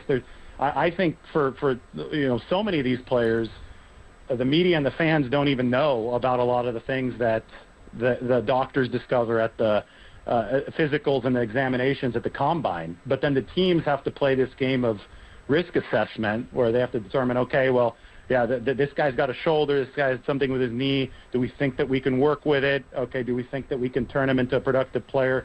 And nothing comes without risk, right? So I think that the fact that this came out about Pearsall, I think people took it way out of context and acted like he was the only player with a shoulder injury in the entire draft. It's not the case, right? There's guys that have been fighting through a lot of stuff, and the 49ers decided that this is worth their risk, that they feel that they can work him back into health. Unfortunately, he has suffered a couple recurrences of it over the course of this year in OTAs and now in training camp. So they have decided that the best way forward, because I don't think they want to turn to surgery just yet, they've decided that the best way forward is to rest it so that he could give them as much as possible this season. Got it. Both Josh Dobbs and Brandon Allen make the team. Not announced, I don't think, officially yet who the backup is. Any feel for you on that position? I knew they were going to take 3 just because I know they want to stockpile that position. I mean, it's served them so well in the past. Sure. Remember with Brock Purdy making the team in 2022. And both of those guys had really good training camps. I can't, really get a firm read, though, on where they're at. The way that I've seen it is that Brandon Allen opened with a big lead because he already knew the system and was definitely the guy that gave you a higher floor. But I think some of what Josh Dobbs has given them in terms of extending plays, and he's made some impressive throws from sideline to sideline as well. Some of that has had to make Kyle Shanahan think a little bit. So they could decide that, too, on a week-by-week basis. Who's playing better against the scout team of that particular defense, right? It's not something that the 49ers have to have set in stone 2 weeks before the start of the regular season, and keep it that way for all 17 weeks. So I think they're happy with the options there. I think they're also really happy that both of those guys put a lot of good football on tape in the preseason, because if a team becomes quarterback needy over the course of the year, that's the most important position, so those guys could have a little bit of trade value. What do you think the next step is for Brock Purdy this year? I think he's got to cut down on the interceptions. That was his only statistical weakness last year, as in the only spot where you looked at the advanced profile of Brock Purdy, the interceptions were the only spot where he was a little bit below average. He was in the 20s. Everything else, and that's what made everything else, the total numbers, so epically impressive, is because he was number one in efficiency despite the fact that he was below average in interceptions. So it just goes to show you, if he cuts down the interceptions a little bit, his lead in efficiency grows even bigger, which to me is like, that's jaw-dropping to me. You would think, by the way, that some people talk about Brock Purdy, that the only way that he would have been able to be number one in efficiency would be because he was managing every game, being really careful, not throwing any picks.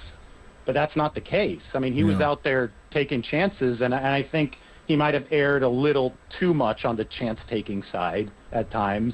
And I think with more experience, knowing when that robber safety's coming down, stuff like that, he can cut down on some of the giveaways, and that can make him even better. Voice here is David Lombardi of The Athletic. Does a great job covering the Niners throughout the season, and he'll join us a handful of times on our shows throughout the season. Anyway, before we let you go, David, your thoughts on the strong possibility or lack thereof that either of these deals are done by the time we hear from John Lynch tomorrow afternoon? Because they did add that to the media schedule. They did, but they always add it to the media schedule. Lynch always speaks after the cut downs to talk about his roster. So I'm sure he's not really looking forward to speaking to the media after the cut downs. Imagine not, no. The roster. But I mean, John's a professional. He'll be able to get through those questions. But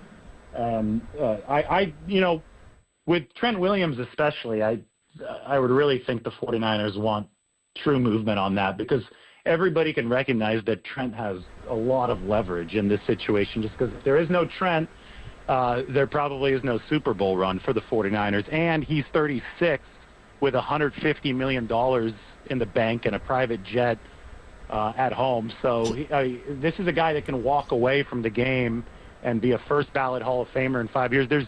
I guess you have a little bit of leverage over him if he truly wants to win a Super Bowl, and I think that is on the list for Trent Williams. But the bottom line is that he can much more credibly walk away from the table than Brandon Ayuk, and that's the definition of leverage, right? Is your ability to walk away. So with Trent being in such a good position, that's one where the 49ers, I think you might cave sooner rather than later there.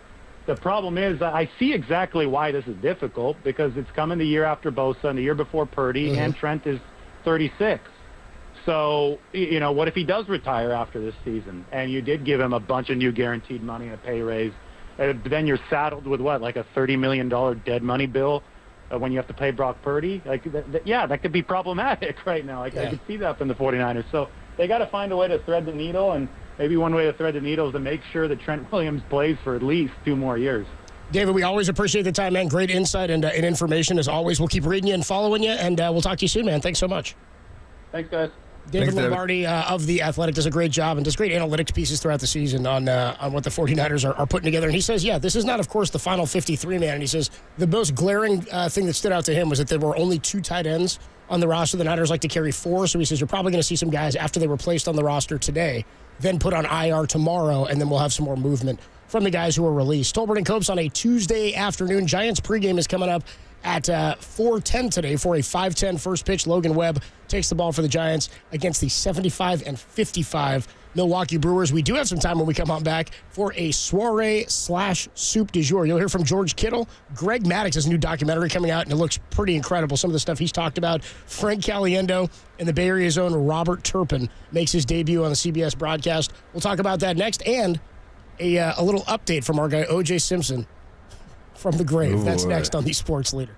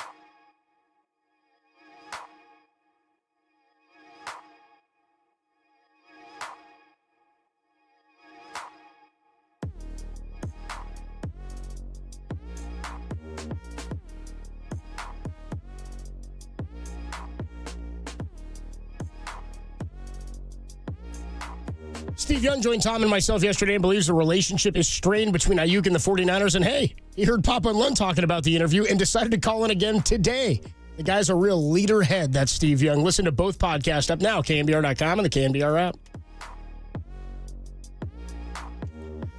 Hey, what's going on, everybody? Adam Copeland here for O'Donnell Financial Group. Making the transition from work life to retirement can be jarring and disorienting, but it doesn't have to be. Greg O'Donnell and his team at O'Donnell Financial Group are dedicated to achieving a smooth transition into retirement life, and they can help you do so to retire at a time that works right for you. Sooner than you think, you may have an entirely different lifestyle, but it doesn't have to be in one giant leap. There's a lot of changes there, and the experts at O'Donnell Financial Group can craft a plan tailored to your desired timeline. They can help you transition into retirement life confidently and do so on your own terms. So don't wait. Contact Greg O'Donnell. I know him personally. Great guy, the CEO and founder of O'Donnell Financial Group, for a complimentary review of your financial situation today. The number is 866-496-2300. That's 866-496-2300. Or you can visit them online at odfigroup.com. That's odfigroup.com. If you're a licensed financial professional, please consult your compliance department prior to giving any specific advice. All information included herein is confidential and proprietary to Lone Beacon. All associated content or any portion thereof may not be reproduced or used in any manner whatsoever without the express written permission of Lone Beacon.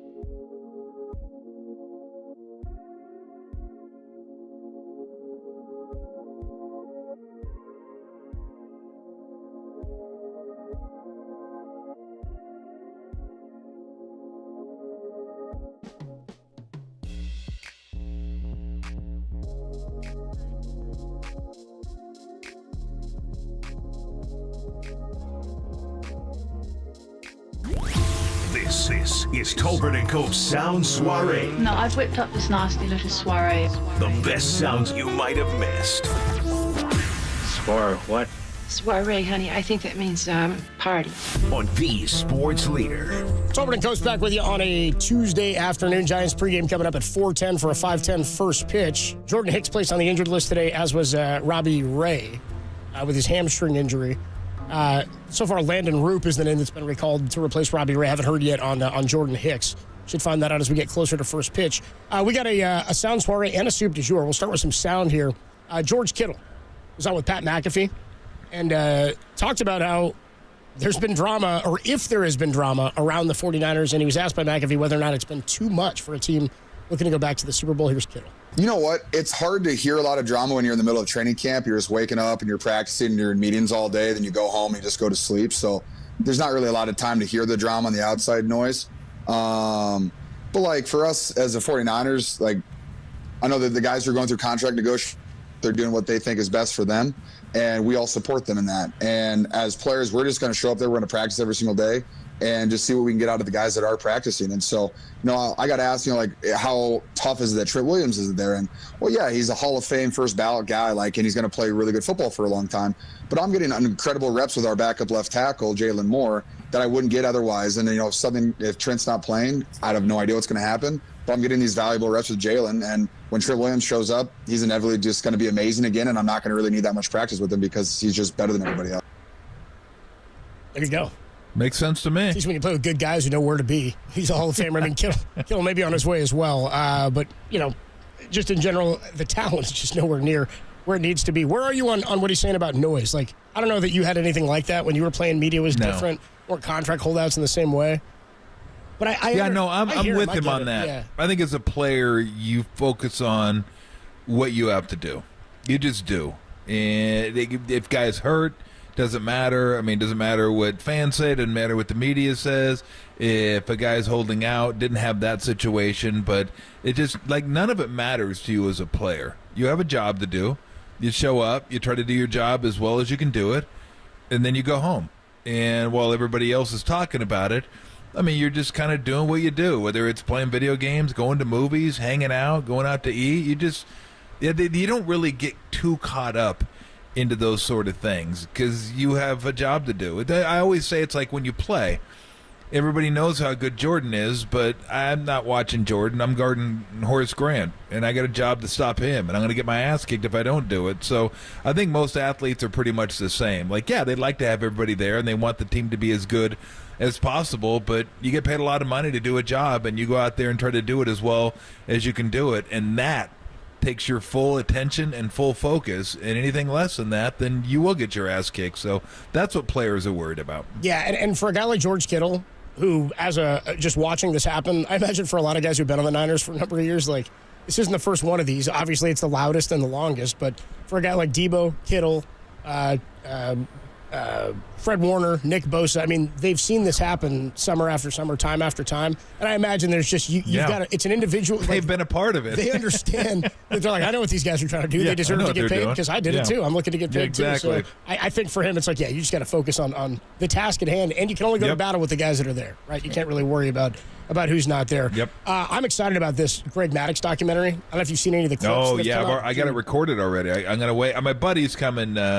My buddy Todd's coming in a couple days. He likes to come out for the first weekend of college football, so we just sit around and watch football together. But he reminded me. He didn't have to remind me because I already had it scheduled. But, yeah, I recorded it. So I recorded that. I'm kind of waiting for him to watch that and watch the Connor Stallions one on Netflix. It's getting reviews that are like, I saw the Athletic did like a review on Connor Stallions. Yep. Who, by the way, people don't remember, he was the one who was assigned to be the sign stealer for Michigan last year when they were stealing signs from opposing teams. Had this whole scheme, and now he's like a high school football coach, I think. Anyway, the Athletic was saying he tries to sell himself as the victim in this whole thing, but it's oh no, he evades answers. He tries not to paint himself in a certain. I'm excited to watch it because it sounds like this guy doesn't come out looking very good, is what the reports are. Yeah, it sounds like it. But no, the Maddux one, I can't wait to watch it because I saw the Eduardo Perez talking about. They showed the clip of it. The giving up the home run on purpose. That Exactly. One? Dude, yeah, that was like, bro, this guy. And then how about he calls all his pitches with the way he caught the ball? That's like, okay. This is where we're going to play the soundbite here. We'll play the soundbite of that here. So Greg Maddux, I mean, we knew he was a wizard on the mound and just how he survived with that fastball and that movement. He was incredible, right? It was like Finn called a Maddux. If you would throw a complete game in under 100 pitches, you've completed a Maddux. He was all about contact. He got his 300th win here in San Francisco. Anyway, he's talking about Eduardo Perez, his catcher, that he called his own pitches from the mound. And it was all based on how he received the ball back from the catcher. Here it is. It was just trying to understand how hitters see the ball, and then what can I do with the ball to try to trick them. If I'm going to throw a changeup, I know it's not worth it unless I've thrown a low fastball for a strike. I have no way to trick the hitter. Yeah. Kind of like, you can't go fishing without bait. You got to bait the hook. I think they have a fairly complicated set of signs that they go through. I never told this to anybody, but he called his own pitches. I think it's pretty amazing how he did it. So how he caught the ball from Eddie determined what the next pitch was going to be. When he threw that pitch, he go fastball away, fastball inside. Tap his leg with his glove. That is assigned to Eddie Perez. This is changeup. A cutter and curveball was this. Nobody ever knew it. I mean, it was kind of brilliant. They don't call him the professor for nothing. So it's like if he caught it normal and you're playing catch, then he just catches it normal. Maybe he's throwing a fastball. If he catches it where the ball's like he catches it where he has his glove flipped over and it's down by his hip or his waist or whatever, then it's a breaking ball. Like he had all these, just however he caught the ball was what he was telling the catcher. That's what I'm throwing next. Bro, I mean, he touched his nose in weird ways, like the one no one caught on. Nobody caught on. The one you're talking about that was incredible is they're in a game in like Philadelphia or something, or I forget, Houston, wherever. No, it was against Houston. Against Houston. Bagwell. They're in the Astrodome, right? And they're facing the Astros, and it's like August or something, they say. And I guess he throws a pitch. They're up like 8-0. He throws. Well, he told Perez, "Don't throw this guy. Don't pitch this guy inside because he's going to hit it." Yep, do not pitch Bagwell inside. And then he called for the inside fastball. They're up and he's 8-0 when he does it. And he's like, "What are you doing?" And he tells him, he goes, "Look, these guys are good. We're good. We're going to play him again in a couple months. I want him to see this pitch." So he throws it to him, hits a tank. A 2-run homer, yeah. Yep. And then in the playoffs, late game situation, tight game, he throws Bagwell the same pitch except not fastballs. They're all changeups, and he struck him out. And then as they're walking back to the dugout, he said, Perez says, he yells to him, hey, remember August? And Perez goes, what? He goes, remember in August? And I said he was going to look for that pitch, and now he's looking for it, and we're not throwing it. I was like, this guy's legit playing like three-dimensional chess. He's thinking about the playoffs. Should have got more than one then, Greg. Frank Caliendo, the great impressionist, is on the Dan Patrick Show. And, he does a great John Madden impression. Yes. And we just found out that Madden is going to be played in a movie about John Madden by Nicolas Cage. So here's Caliendo doing an impression of Nicolas Cage playing John Madden. Here you go. So the Nicolas Cage, I believe, would start a little lower and get in here. Hey, folks, John Madden here. And this guy's going over here. That guy's going over there. And what's this guy doing, Pat? He's stealing the Declaration of Independence. Here we are. Boom! There would be a lot of, right? Boom! Ow! Wow! I'm finding things from old Batman episodes that are working their way in. Pretty good.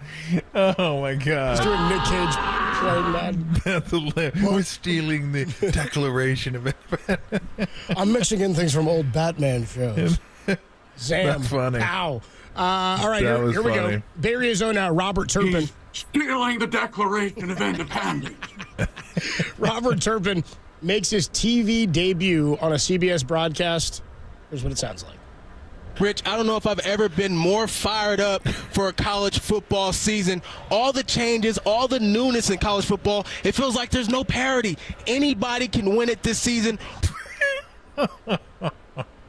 Oh, God. I saw that one. I was like, bro, I mean, like, literally, that's a whiplash. Like, what? There's one more time. I want to hear the whole thing. I want to hear it again. One more time. Rich, I don't know if I've ever been more fired up for a college football season. All the changes, all the newness in college football, it feels like there's no parity. Anybody can win it this season. Oakland's own Robert Turpin. Excuse me? What was that? What? Excuse me? What happened? What'd you say? That was wild. That's that your was like out of oops. Irvington and Fremont, right? That's your sound soiree for Tuesday, and you got a good story for us, Tom. I know in our Yes. Well, let's start off with usually the soup world and the sports world don't collide all that often. So when they do, I'm always very excited. When they do, we call it the grab bag. Is usually what we call it, right? Yeah, exactly. I was even more excited to find OJ making an appearance in soup because the juice. Look, we don't get juice updates anymore. Juice is dead and gone. He's cremated. He's done. No more juice. Except, is there? Tom sounds bummed about it, by the way. Come to find out, there is juice. There's more juice. There's more juice stories because juice is still here. He was cremated per his request. I'd like to be cremated. Yes. But what I didn't know, I decided cremated, put in an urn and maybe go out to the ocean or whatever and sprinkle the ashes. Sprinkle some in Ocean Park. But no, they didn't. What'd they do with Juice's ashes? Stop, dude. Turned them into jewelry. Turned Juice's ashes into jewelry, which his sons and daughters will get. Like, they talked to his lawyer, and the lawyer said, "Nah, I didn't want to be a part of that. I was okay." They asked the lawyer if he was getting any jewelry of his own. I didn't need anything. No, I don't need it. We just gave it to the kids. Yeah, I'm just saying. I'm good. For $4,200, they turned a juice into jewelry. Now, I was thinking to myself, like, if I were able to get like a piece of juice, I immediately jewelry, looked. I was like, "Can I buy some of this?" I immediately what would I want? And you know what I'd want? A choker. Yeah. Come on. That's what I would want. I would want. What? Come on. Oh, you really? You're going to gong me over a juice joke. I mean, unbelievable. Tom's the bad guy now. Now Tom's the criminal. I don't think so. I could be up here ripping Stalin, and Tim would gong me. Like, oh, ripping Stalin? Tim's pro Stalin. Tim would be like, he did good things, too. Yeah. You got to see it from both sides, Tom. Give me a break. Got to see it from both sides. So there you go. I was thinking it'd be great to get like Tom Shane selling this stuff. Oh, Tom Shane, Diamonds, yes. rubies, sapphires, and juice. And a juice anklet. Yeah. Wednesday till 8, Saturday and Sunday till 5. That would make sense, and too. we don't sell juice on commission, so you only get the best customer service. I'm just saying. Oh, it is definitely pulp free. All right, let's go to the next one, because the next one's Pulp like free. just disgusting. I mean, look, I don't know how many times over the last 10 years I've said, maybe many of us said, what's going on with this world? Like, what are we doing here? What is happening? I said that about the Chick-fil-A streaming service. I said, where the hell are we? What's going on? Exactly. Well, let me take it a step further, because another so-called, well, I guess it's a streaming service. It could be, OnlyFans could be streaming, depending on what your fans are into. But this one takes the cake. This one is, now, this isn't new. A middle-aged woman, mother, decides, you know what, I'm going to get some extra income. Let me show my breastises on OnlyFans, maybe do, some sexual content, and get people to sign up and get some income. We'll do that. So, thing is, you got to have somebody film your escapades. And the one person I didn't expect, like I would just expect it to be your husband, your partner, whatever. Like somebody just to film it for you.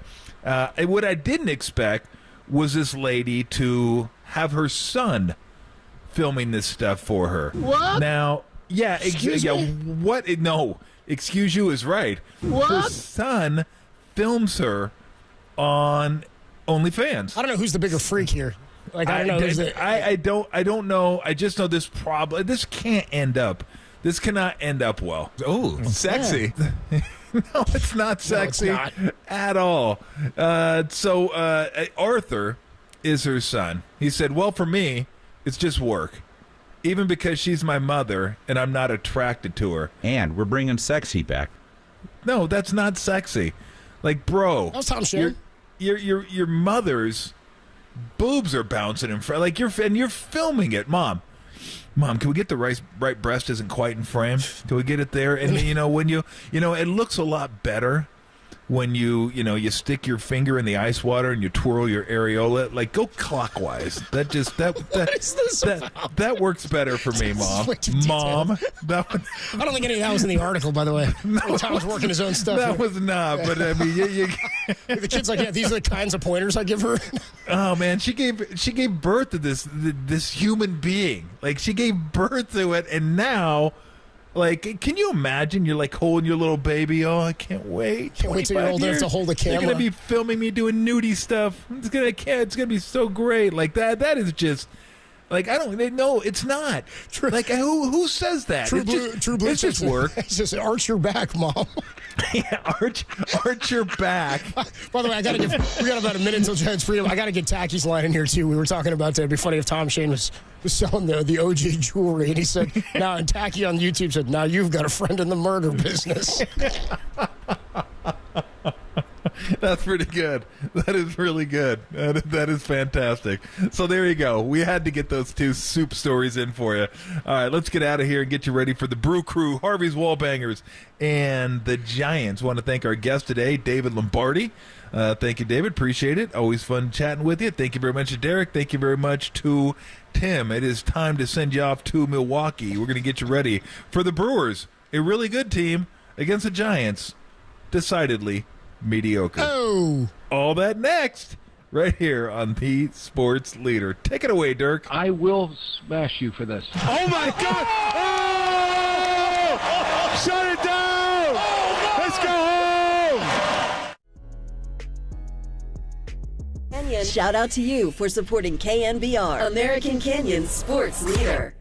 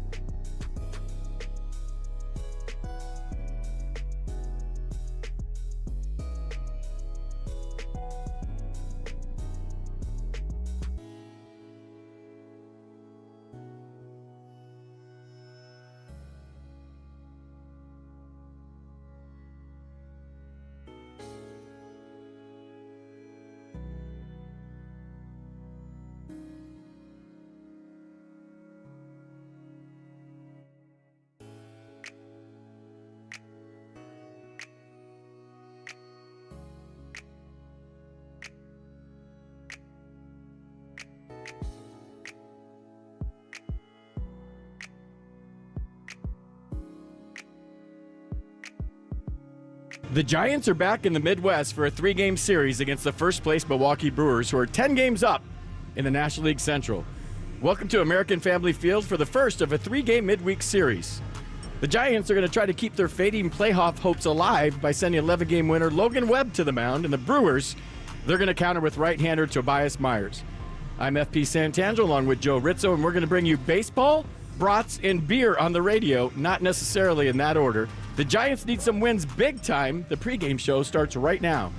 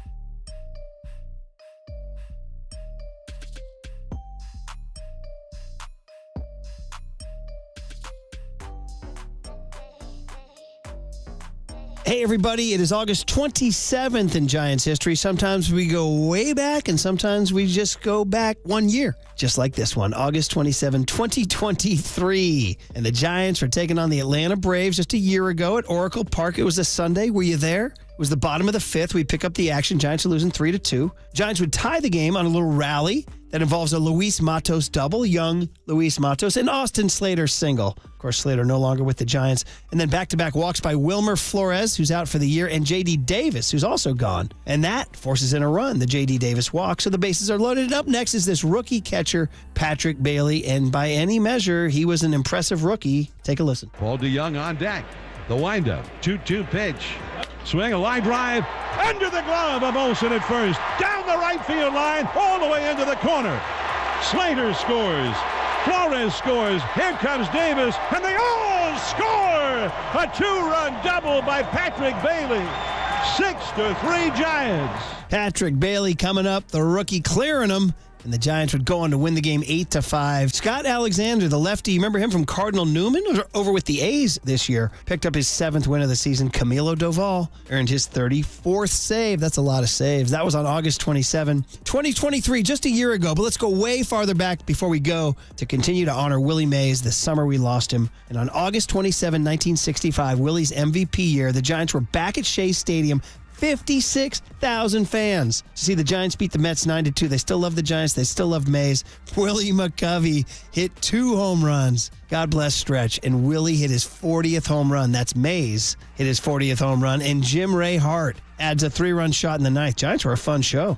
Homers from McCovey, Mays, and Jim Ray Hart. Warren Spahn was pitching for the Giants, and he got the win. The second of his 3 wins as a Giant. Hardcore trivia buffs know that. It was the 362nd and penultimate win of his career. He'd finished with 363. Warren Spahn is a Giant. Shea Stadium, 56,000. That's a fun one. That all happened on August 27, 1965. And this has been Brian Murphy with this date in Giants history.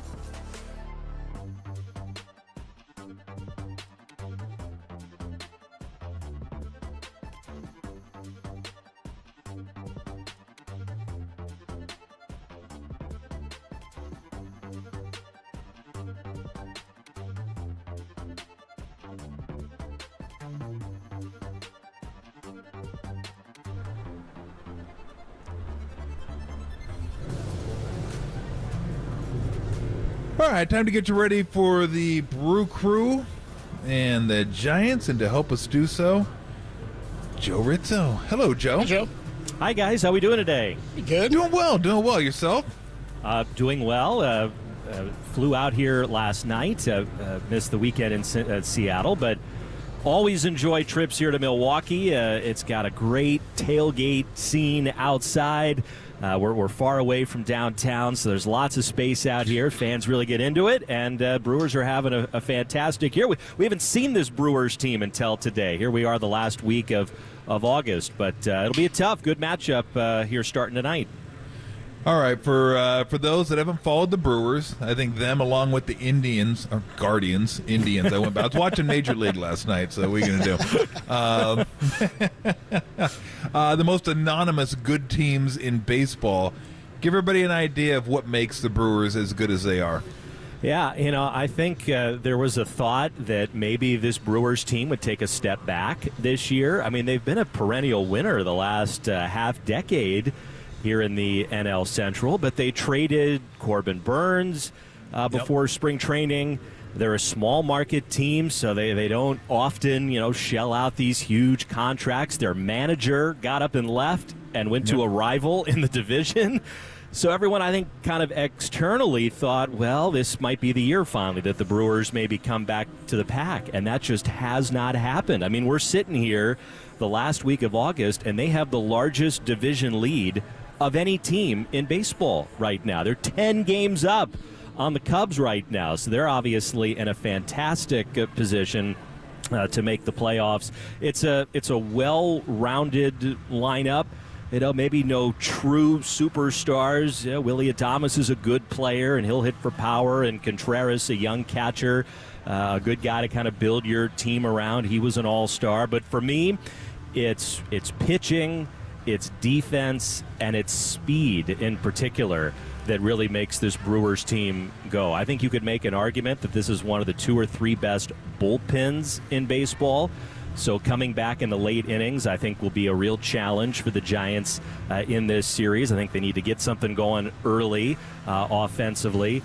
Defensively, some of the metrics say this might be the best team in baseball. They've got guys that are putting up some fantastic numbers with regard to runs saved and outs above average and all that good stuff. I think there'll be a few Gold Glovers off of this Brewers team this year.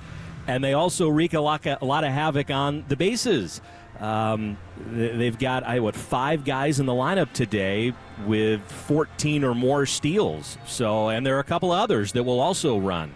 So you have to pay attention to that. If you're the Giants, it's going to be up to these pitchers to give Kurt Casale an opportunity, because if the Brewers smell an opening, it's something they will absolutely look to take advantage of. So it's a solid group. They're outstanding at home, and it's going to be a tough test here for the Giants these next 3 days. And Logan Webb takes the ball tonight, his 28th start of the season. He's been as good as he's ever been over his last 5 starts. Yeah, if you're looking to get off to a good start in a series against a team that'll probably be in the postseason, who would you rather have right now than Logan Webb? Just outstanding. Kind of gutted through 8 innings in his last start during the homestand. Sounds like he's feeling good today. So obviously they're looking for Logan to set the tone against what should be a real good lineup that the Brewers will run out there. All right, coming up more with Joe Rizzo, getting you ready for the Brewers and the Giants.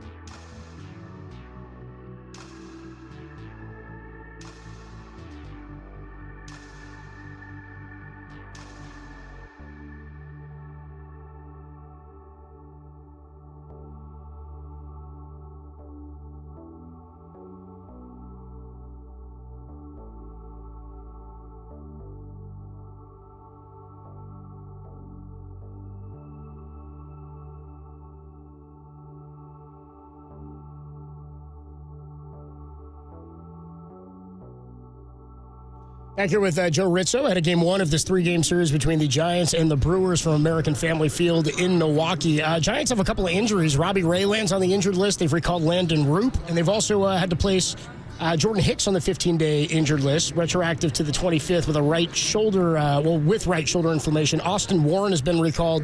What do we think the rotation shapes up as from here on out? Yeah, so the Ray move, I think we kind of all saw coming after his start, his abbreviated start in Seattle. And I think the Giants were feeling okay that they perhaps caught it as soon as they did, that Robbie didn't try and pitch through it.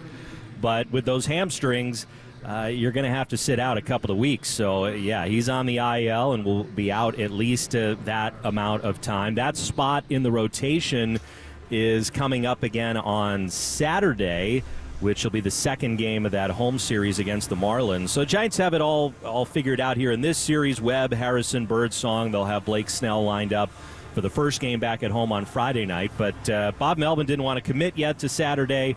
I think a bullpen game is certainly a possibility. It might very well depend on how these next 4 days go. If the Giants can get a little more length out of the starters, something that really didn't happen in that Mariners series. But if there's enough fresh arms, you can approach that game as a bullpen game. I think it's important to note that on Sunday, that's September 1st, so the rosters do expand. It's not quite how it used to be, where the rosters can expand to 40 players and you could bring up 10 guys to fill out your bullpen.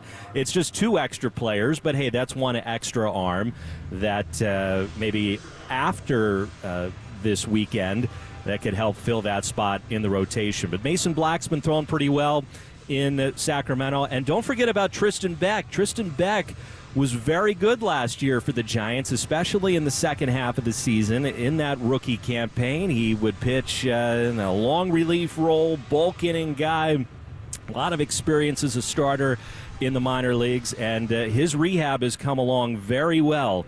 It sounds like in Sacramento. He's up to about 3 or 4 innings with the River Cats his last couple of outings. So I'm not sure if he'll be called up Saturday, but I don't think it'll be much after that we could see Tristan Beck making an impact for the Giants as a member of this pitching staff. Have you thought at all about the possibility if Landon Roop comes in and does really, really well, like maybe strikes at the side or something like that on a nasty curveball? Have you thought about saying, the Roop is on fire? I think Greg has already taken that. It's already spoken for. Yeah. It doesn't. But Roop really fits. I mean, we're really close on that one. Like, I think that could really catch on. That's good. I'd love to have that opportunity. I really would. And if I do, I'll mention it to you the next day and give you all the credit. Please don't. And if it's not well received, then it's like we never spoke. What if, before we let you go, Joe, what do you got on right-handed starter today for the Brewers, Tobias Myers? Yeah, rookie, kind of a cool story. Bounced around. This is his 6th organization in 7 years. He was actually in the Giants minor league system for about 3 weeks. Part of that roster churn in 2022, and the Giants saw something in him, and he made a few appearances in Sacramento, but they needed the spot on the 40-man, and somebody else picked him up. But he's found a home here in Milwaukee. He's had a solid rookie campaign, and then I'll just go back to the Brewers bullpen. It is outstanding. So when you have a great bullpen and you're coming off of an off day, it's not like they're looking for 7 innings out of him from him tonight. A couple of times through the lineup and then go to one of your horses in the pen. Joe, have a great call and a great time in Milwaukee. We'll talk to you soon. All right, thanks, guys. Good Joe. stuff. We got award-winning Diamond Notes next. I'm looking for a Roop is on fire. That'd be sweet, Tom. That'd be hilarious if we got one of those. That's right. The Roop is on fire. All right, Tom, catch you later, bro. There goes. Award